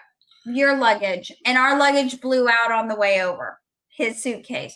So he was doing TV all Wednesday morning and media and meetings. I went out and I had Whitney and Ollie, who works for LP with us, but he lives in the UK. If you wonder why the LP has great tweets in the middle of the night, it's because of Ollie. Yeah, because he's, it's 5 hours difference. So I went out luggage shopping in London to try and find something. And he was doing that. I was doing shopping. And then we met back. And what did we do for Wednesday night? Oh, we met Ollie and his dad. We went to the Lansdowne Club for dinner Wednesday night and had a tremendous evening. And we had a good dinner that night, good conversation.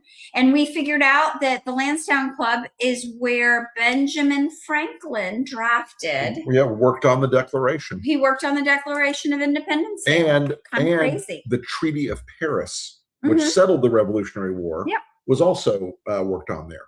Amazing. And that was Wednesday. We were like, this. Yeah, Wednesday was so jammed from dusk to dawn. Every day was like that. Including, and I'm not going to talk about them in depth, but a couple of really consequential political meetings that I had. And then Thursday morning, we got up and we had meetings. Yeah, we had more meetings. With people that are in town, either living or summering friends there. of ours. Friends who gave us a lot of information. It was a lot of interesting political stuff. A lot of one of them was an expat, which was fascinating. We talked about moving over here and what like they went through and what the differences are and what did you take? I was like, what did you take from America? It was kind of fascinating. They've been over here. She's been over here, what, 10 years or so? Yeah. 12, 12. And she's an author too. So that was kind of interesting. So we talked about that. We had meetings all morning. And then we came home. We got some lunch. We got some lunch real quick. It was like a late lunch. Oh my God. One street over, there was a place that I spotted called Burgers and Lobster. No, that Burgers and Lobster is Friday. That was Thursday. I'm on Thursday. You're right. I'm on Thursday. Oh, you're on Thursday. I'm on Thursday. I'm on Thursday. You're on Thursday. So we ran into Burgers and Lobster and got lobster rolls. And by the way, let me tell you, we had been pounding out meetings all morning. Delicious. We started at the Trump report thing, short sec. That was from Wednesday morning. That was from Wednesday. Or Wednesday mid-morning. Wednesday. Yeah, Wednesday mid-morning at Times Radio with Maddie. I've never met her in person until now, but she's an absolutely terrific interviewer, and I love being on the show. We had yes, Tina. Amazing lobster rolls. I wasn't sure what to expect. And we had lobster rolls. We ran back to the hotel, had to change clothes because Thursday night was the big event. Thursday night was the Byline Times brought together a podcast called Quiet Riot and the Lincoln Project podcast. And Maya May, our friend from Lincoln, came to meet us. Came to meet us, and she participated. And so we got dressed real quick and ran over to Leicester Square. Yep. And we had a call time that was earlier, of course. Tech call and everything else. Tech and everything. So we went in there and I caught up with all of our Byline Times people from the weekend, from WOMAD. It was good to see everybody again while everybody else was working. I was sort of working-ish, talking to everybody. And then we found out right before it started that we were getting Count Binface. We had worked on this all week. There's Maya and me and the Count. It was amazing. And the audience flipped their shit. There was like about, 300, 350. Full house. The theater is adorable. I love the theater because as you can see, I am busting a gut in the background. I have to say Count Binface is funny as hell. Okay. He's quick. Oh, yeah. He's smart. He's very, very funny. That outfit, amazing. But we started the program talking about U.S., talking about England, talking about what short stack. It's going to be really. We're going to get that released this week. They're editing and record and producing it now. They're working on all of it. But he has a cod piece. Yes, he does. He Patrick did, and I was like, wow. Anyway, so it was like something from a Monty Python skit. And by the way, the funny part of it was, so we're talking before nobody knew Binface was going to come out. And we're talking beforehand. And so just before he comes out, Hardeep Mathayu, who is from Byline, sets up this beautiful thing. And so we're all sitting the whole time. So I stand up and I started with this very heartfelt thing. He goes, I got to stand up. I got to stand up. I got to walk and talk. I've got to talk. Rick walks and talks. I do walk and talk. Like, I want to talk about something about leadership, and I do this entirely dead fucking serious bit for like 3 straight minutes. Yeah. And I just and I got to be honest, the audience was like, yes, we're listening, sir. Yeah. Sir, there, and Ollie and the sound guys had worked out a beautiful play in. And I said, sometimes you can see the revolution coming. Sometimes you know it in your heart or your gut. And sometimes you can hear the sound of the revolution. And they started playing the sound of a bin truck backing up. Beep, beep, beep. And Binface rolls out on stage. Crowd goes freaking wild. He was genius. His comic timing was outstanding. Yeah. And honest to God, the serious side of it was this. He's a guy wearing a trash can on his head. Yeah. And he's offered more to the people of Clacton than Nigel fucking Farage ever has, can, or will. Absolutely. And all the polling is going to show Farage is going to get blown the fuck out. Yep. And a guy wearing a bin on his head is going to be the guy that blows him the fuck out. Nigel Farage is Timu Donald Trump. Mm-hmm. Okay? He's the low rent, trashy, hike your skirt up at the truck stop version of Donald Trump. Yep. He is so corrupt and so crooked as shit that people in the UK that we talk to, and yes, by the way, folks, there are parts of the UK that are very red, very conservative, very, very, very nationalist, populist, all that crap, right? But even they get it. This guy's a criminal and a scumbag and a weirdo, and he takes money from these people that are tied into crypto scams and Russians and all the other stuff. Yep. His popularity there is almost as upside down as Trump's is here. Mm-hmm. And yes, Sharon, thank you. That is something exactly. When you watch the video, we will talk about it. We will talk about it because I literally said once Binface had gone off the stage, you have to laugh at authoritarians. You have to mock them. Yep. You know, folks, it's why in 2020 I made the first ever political dick joke in history in a TV ad. Ever. It had never been done before. Why? Because I wanted to mock Trump. Yep. You have to put these people not on a pedestal. You can't always say, they're so powerful, they're going to kill us all. Sometimes you have to say, they're fucking idiots. Anyway, Binface was the absolute highlight of that show. It was phenomenal. And he really, really, really was. Yes, John Murray, there is a lower rent version. That is Farage. Look, Farage is Trump without the charisma and the style and the air of elegant erudition. Also, one more thing I want to talk about. If you watch Fox News or you consume any kind of right-wing media, you are told London is a nuclear hellscape filled with raging Muslims who will cut off your head. I'm telling you, no. Guys, it was utterly.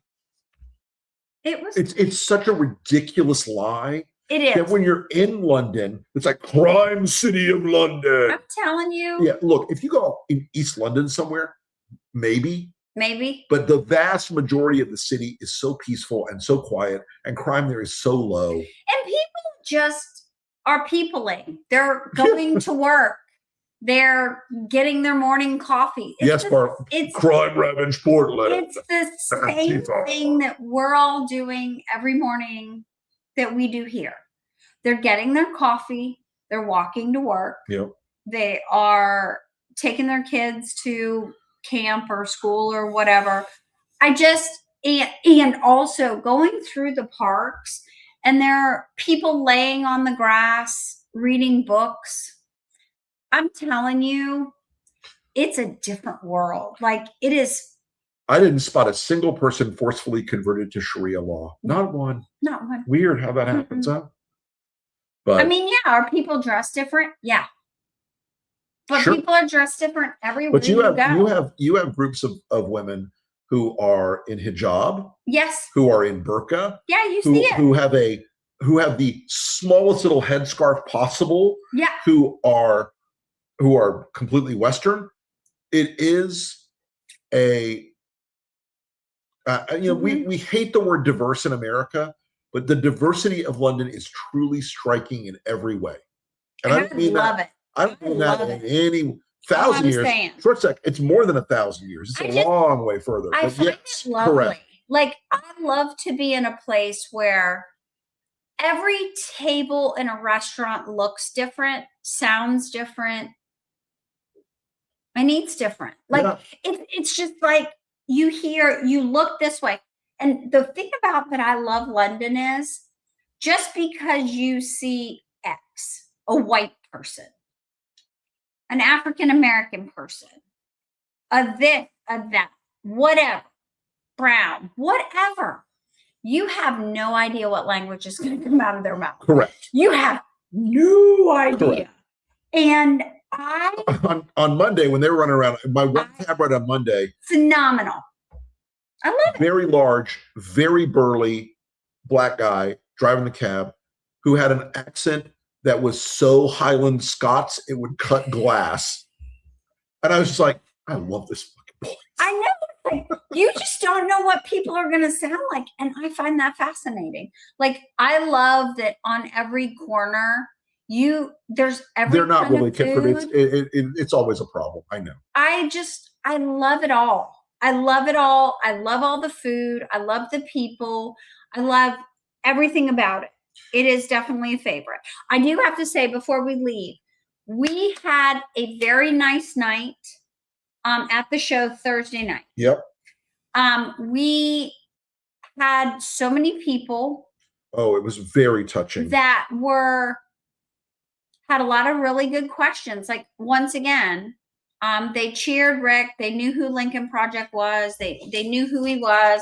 I will say, Sue M from Indiana came up and she was like, I don't live here. I live a couple stops away, the tube, but I had to come. And she brought me a thing of shortbread. Thank you, Sue. Thank you, Sue. You were wonderful. And spent time with me talking after the show. And it was just so sweet. And I had one lady, I was handing out, we were giving away copies of the Byline Times for people coming in. Renee has to jump in on things no matter what. I do, because I just can't sit there. Like, I always feel like I have to help out.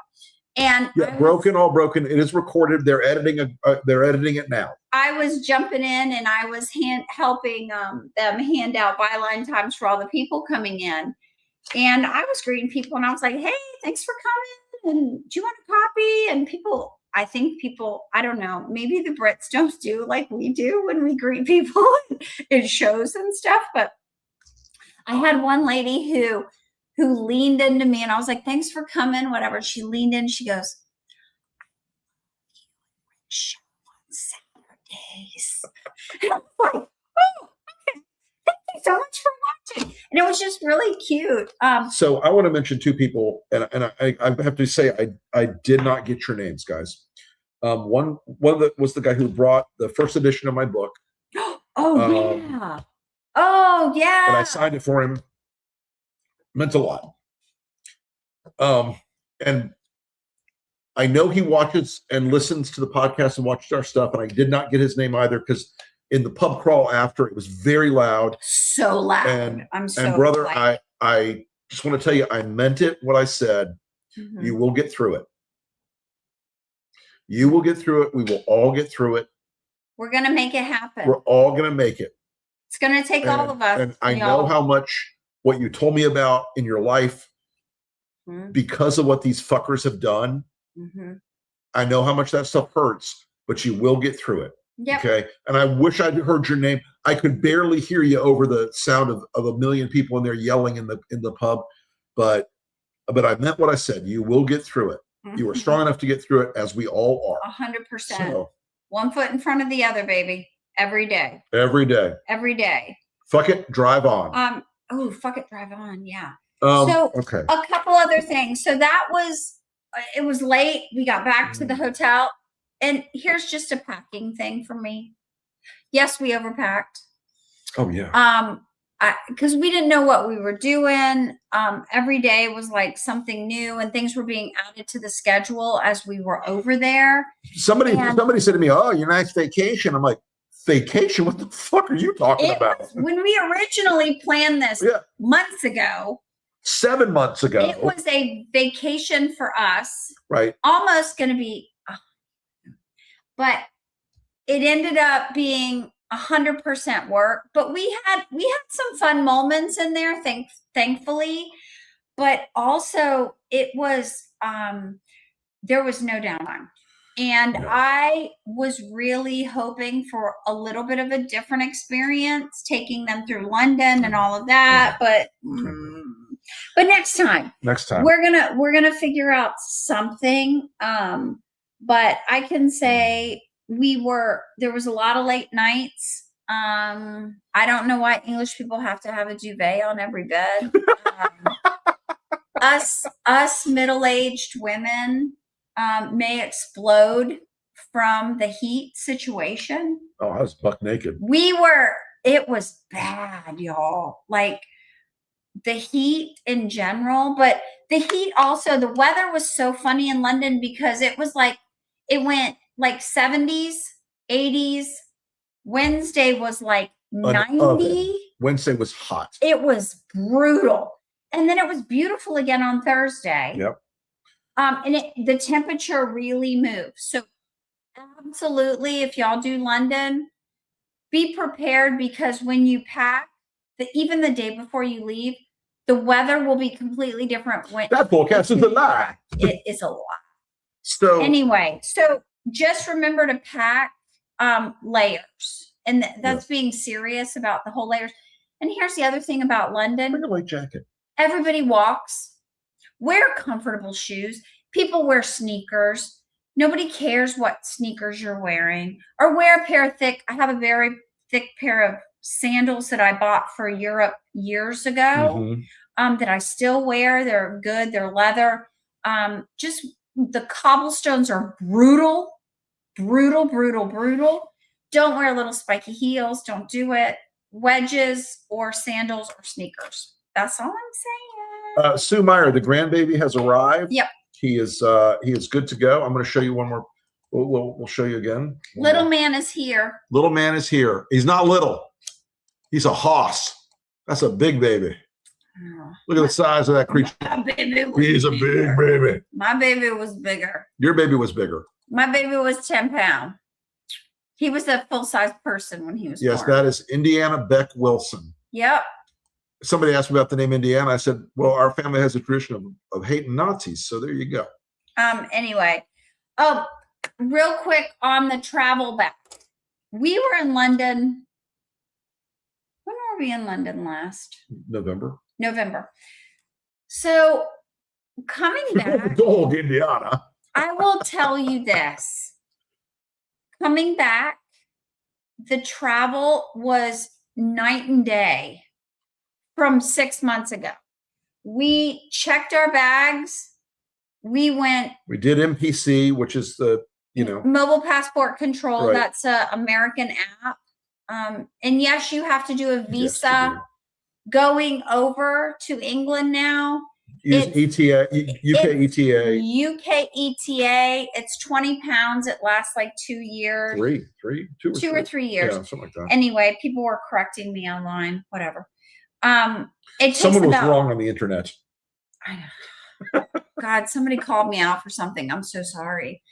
Anyway, it takes about 5 minutes to do. Easy. But coming back literally was night and day difference this time. At Heathrow, we got on an elevator. We went upstairs. We put our stuff on the bag. It went through, and we were done. Like,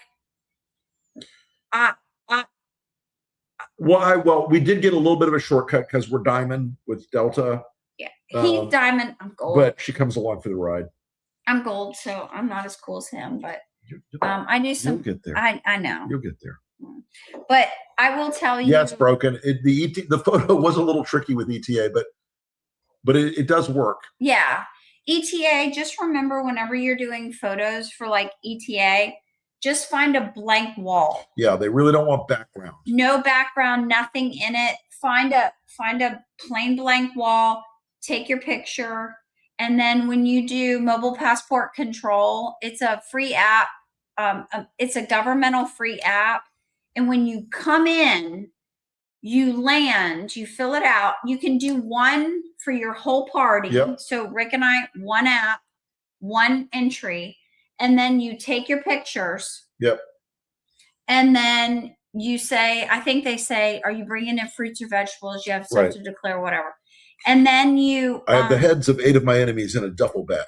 But and yeah. then what you'll end up doing is we walked in and literally they take your picture. You walk in the line, take your picture, and we walked through. Like it was nothing this time. It was faster than global entry. It was faster than global entry. And I can say that because I got nothing.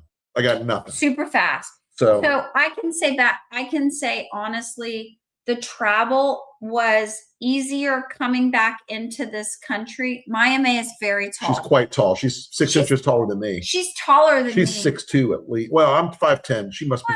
She's maybe 6'1". 6'1". She's very tall. And very funny, and I love her. And it was so good to see her in person because I haven't seen her in forever. It's been a minute. It's been a while. And then we did our connection in Atlanta. One other thing about travel, you used to have to get your bags and then recheck them. So I always had like at least a 3-hour layover in case it shrunk because you always had to get your bags and then recheck them.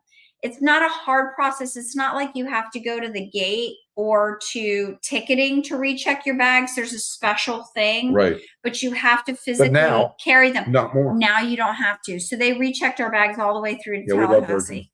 Yeah, it was good. And we got home last night, and my son picked us up. Not as promptly as one might like. Not as promptly.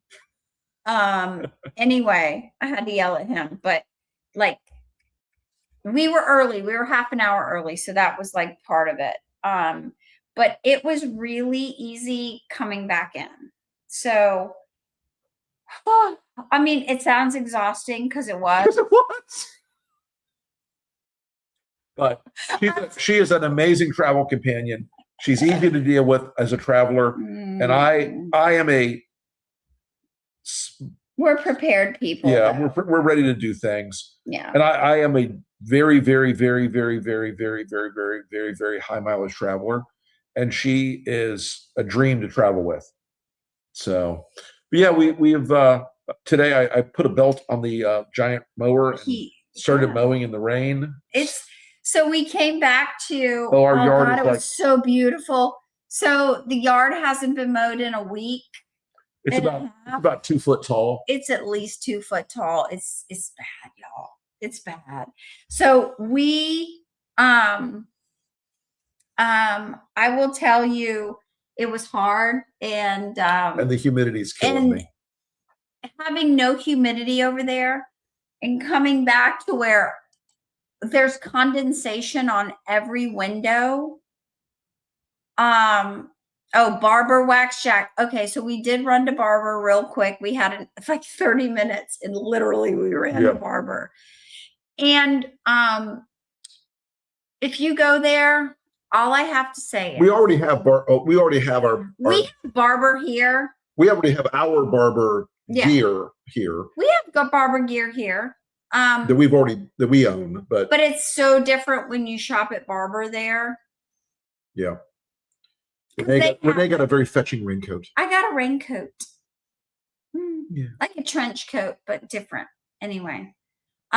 It is too hot and too humid, and it is hard to live here because I'm telling you, we got back and it's like somebody throws a diaper over your head. So hot, and just to go outside, it's so gross. And it's August. And it's August now. We're about to enter the we're on paper past the peak of the summer on paper. No. But we're still going to have weeks and weeks of 100 degrees. It's terrible. It's truly terrible. The humidity is like I said, it beyond. It is so bad. Like I was watching and I was texting Livermore. Livermore. Yay, National Lab family.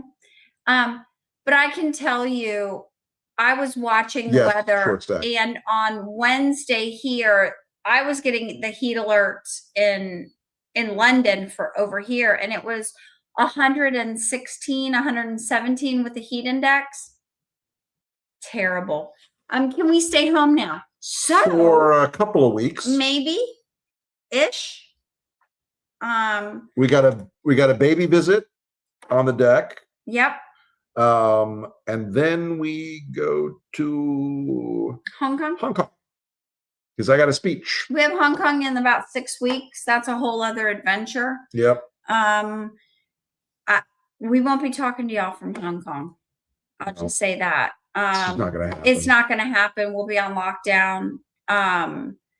It's a long story. It's a long story, but it's China, so here we are.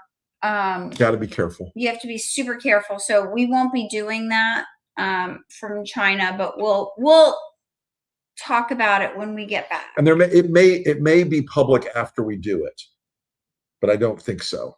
We'll see. I don't know. There's some Hong Kong prefab calls that we're on. We have to watch. Get ready for that.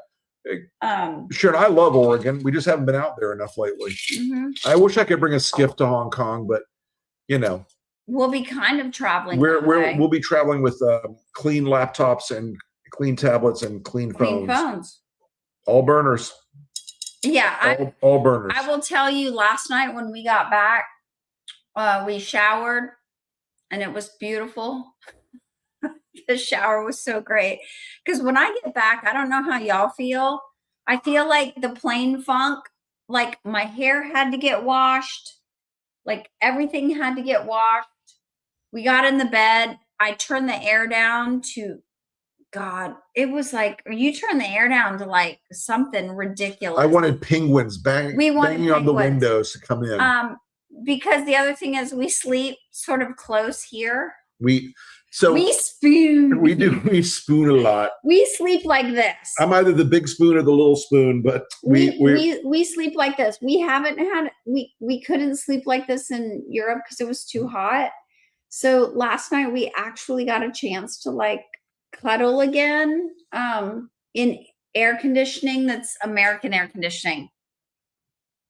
She gets in the nook. Cold. She gets in the nook. I do. I get in the nook. Here's the nook. I get in the nook. We sleep like this.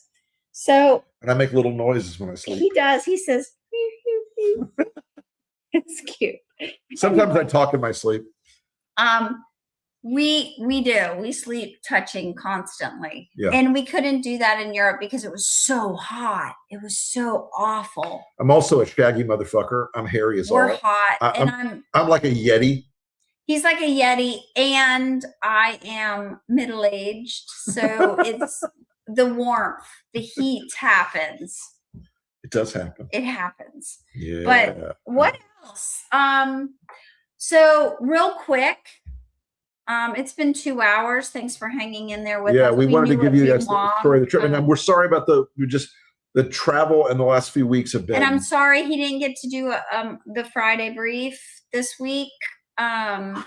It was just in the time change of being 5 hours ahead is a lot. Okay. No, I'm not waxing him. That would take weeks. It would take weeks. No, we did want to jump in. And let me say something to Patrick real quick. Patrick, talk. I think Stevens may be opening up a lead. I'll say more about this week. I will be honest with you, as just straight up campaign wise and knowing Michigan, I would rather Stevens than Elsea. My son is a Sasquatch too. Anyway, so now that we're done with London, I know that was fast, but man, this was the fastest trip ever. It was a week. Probably, Patrick. And it was fast. We did have some fun moments, but so much work, so much talking, so many people, so much good information. Like, it was wonderful. Like, I love to talk to people. I love to talk to people, why they're here, how they get there, what brought them there, all the things. Fascinating. But we also, we need to really talk about, we are 90 days.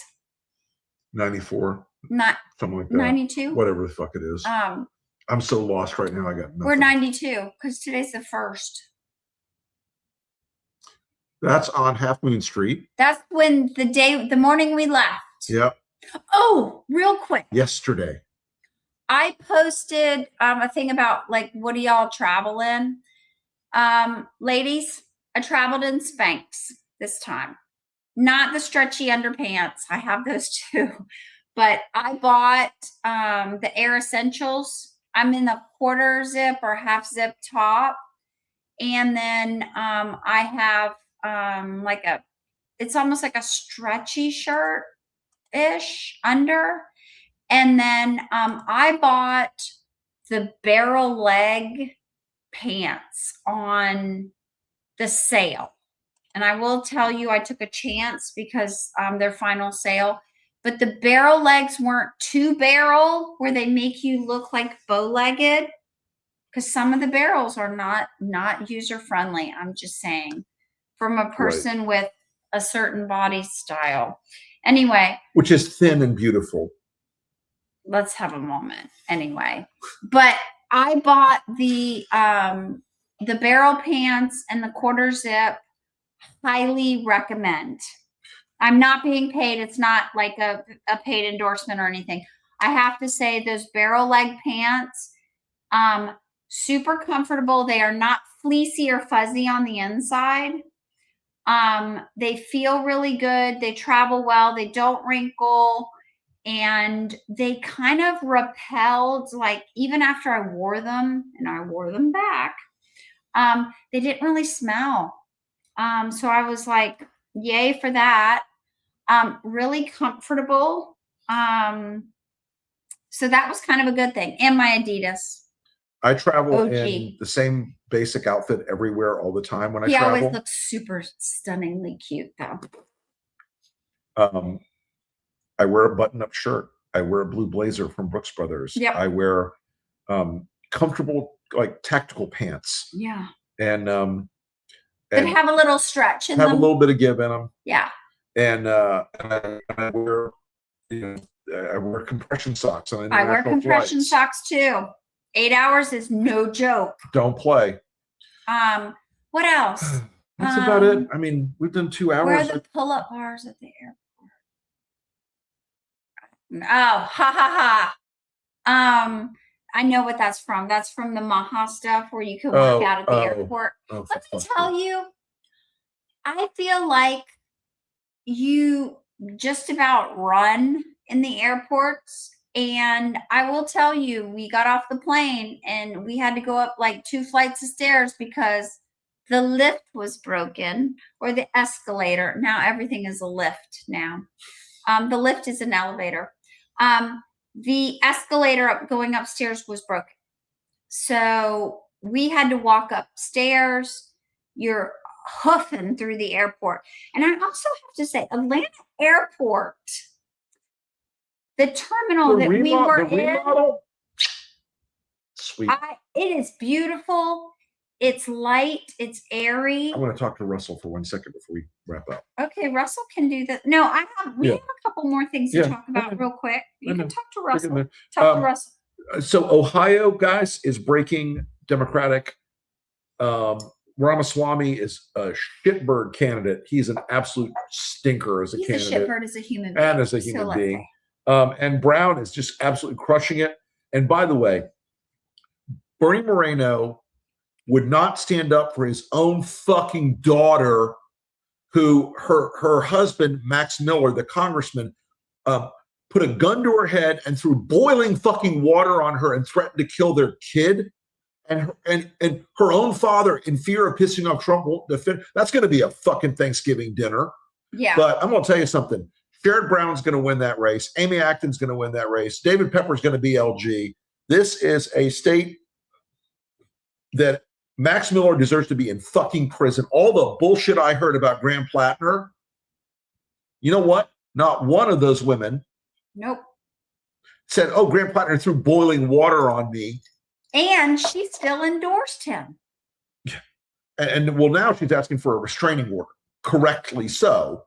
But no, I'm saying Graham Platinum woman. She was like, right. I still think he's the best candidate. Yeah, but the fact that Bernie Moreno, if somebody threw boiling water on my daughter, you know what would happen?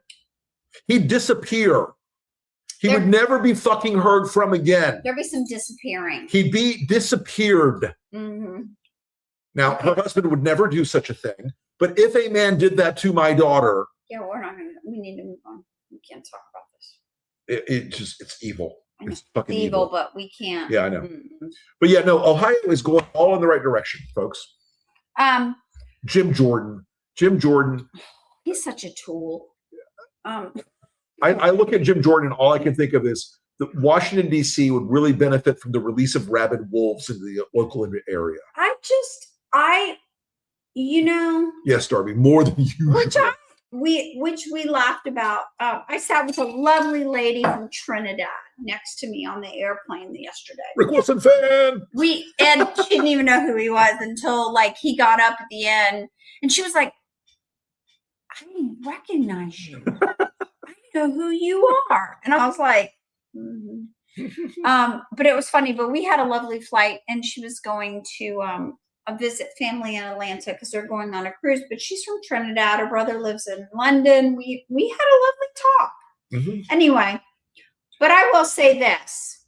We laughed and we made a joke about Obama too, because I said, I remember the days because there was news on. Cindy Fred Wellman can beat her. It's still an uphill climb, but she's really doing nothing. I just like her a lot. You know, the worst thing that Obama ever did was wear the tan suit. I mean, like, and these guys are all just horrible human beings. Horrible human beings. But there was the thing about when we were there, I love to watch the BBC. I love the BBC because the journalists on the BBC are brutal at people. If you didn't see, by the way, The Economist, another British pub, that woman tore Elon Musk's asshole out, beat him to death. I mean, he was dragging nothing. This cat's trying to drink your drink.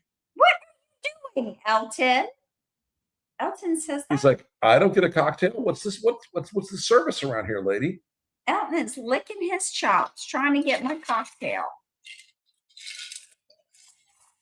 He's waking up because it's 6 o'clock, so it's dinner time for the cats. Yeah, it is dinner time. Well, folks, we've had you guys for 2 hours. We're gonna. Is there any other things that we need to talk about? You know, I think. So a couple of things. Early voting starts in a week in Florida. Yep. Check your registration. Please check your registration. I'm an early voter. I know. I did. Oh, you know what I wanted to see, because I went on a rant before about postcards. Oh God. And I will tell you this. Mailers that I hate, and everybody agreed, we all hate the mailers. I hate the mailers. I do. I got a postcard. I'm going to just show it. Ready to vote in 2026. There's voting information on here. There's 2 QR codes for Leon Votes. That's our county. And mail ballots. And I will tell you, this is a postcard that I can deal with. Handwritten. Yeah. And Cheryl. Cheryl, I'm a fellow voter. Thank you for writing this postcard, handwritten to us. I really appreciate anything that's like this. This is all handwritten. And I'm here for this. So that is a postcard I can deal with, because the rest of this stuff. Let's talk about Iran real quick. Iran, and then we will. We will let you guys go and we'll let you guys go and have your Saturday. Have your Saturday. So listen, we are at the precipice of a strategic defeat in Iran of unprecedented scale. We are running out quickly of precision guided weapons. Mm-hmm. There is no world in which the attacks on Iran that Trump is proposing on their energy infrastructure and on their water infrastructure That's human rights. are right not there. war crimes. Those are war crimes. I'll tell you an interesting story that I have some personal experience on. When we were planning the air war against Iraq in 1991, we were very careful not to strike dams, water treatment plants, electrical generation systems. We did knock out some communications stuff, but those things are water and power are war crimes. Yeah. And listen, Pete Hexa thinks he's never going to be responsible for them, but he's a war criminal if he does this. And I think that the box we're in that they don't understand yet is Iran will respond in kind and attack all the water infrastructure and oil infrastructure in the Gulf, and it will cause more economic damage. And so there is no other way. Yes, Malcolm's stuff is great, Johnny. He's a good friend. Malcolm Nance is great guy. Chef's kiss. This disaster is not getting less disastrous. Nope. And we have a lot more to talk about it. I don't know. How nice of us not to commit war crimes. We had lawyers back then who said, hey, don't commit war crimes, idiots. So we didn't. I don't know anyway about some of this stuff. Oh, let's talk about I have questions because we were on the flight when the Camp David stuff happened yesterday. What's that about? So my question is, he was in the White House and he left the White House to go to Camp David to have a cabinet meeting. And by the way, and we know he didn't just have a cabinet meeting in Camp David because he hates Camp David. He hates it. Do you think that man likes anything? That correct, Cynthia Rice? That is our theory also. Every time he goes to Camp David now, every 6 weeks or whatever, it's close to that, he's going for medical treatment because they're going to roll the trucks in there, unload everything he needs. And they're there. The trucks are there 2 days before. Yeah, where before nobody the press can is see there. him. And he's there. But the fact that what they ended up doing, it had to have been, they disguised the cabinet meeting there because then he went to Bedminster. So you know that they were there for the cabinet meeting, but then to get his tune-up or his... And by the way, guys, just so you know, the evolution of moving all those people, all those cabinet members, to Camp David, they all have to fly in choppers. They all have to be. It's a jajillion. It is a super complex, like $25,000 a pop, or more. So, and then, yes, is he dying? Yes. Do we know what they're doing? We still don't know what they're doing. One more thing I want to say, and we do have to go, guys. We got to let you go. 7 weeks is the golfing thing, Brian. Judge Jeanine Pirro, a couple of weeks ago, came out and said, oh, David Hearn, the former Olympian, he deliberately slashed the pool. He violently sabotaged the reflecting pool. Well, yesterday, right around Judge Box of Wine time at 5 o'clock, they came out and said he hadn't done that. They want to dismiss the charges now. Every fucking person who was involved in that prosecution needs to have their goddamn law license yanked. And Mitch McConnell, I'm sorry, guys. I know the GW hospital. I went to GW. I know exactly where it is. It's got like 27 entrances on the ground floor. And if the goddamn press can't find one person to sneak upstairs and see if they can see Mitch McConnell. Aaron Parnas has been going to see if they are full of shit. You watch. They're going to come out on the 3rd, which is the deadline, and go, he's dead. Last night, sadly, Mitch McConnell has passed on to his eternal rest. And you know what? It is. If you haven't seen the clip on CNN where Scott Jennings is asked by another panel member, why don't you FaceTime Mitch with us right now? And he looked like somebody had killed his dog. It was glorious. I just, they've opened the gates. The barbecue is going. The cocktails are being poured. Moving on. That man, and I don't make light of the dead, but the fact that they've been doing this for a month now is out of control. Yeah, it's a lie and a scam, and honestly, the country deserves a lot better. His constituents deserve better. His governor deserves better. Yeah. Like, it's a crime. Yeah, he could just be incapacitated at a level, Patrick, that he will not recover from. Which means that's a crime too.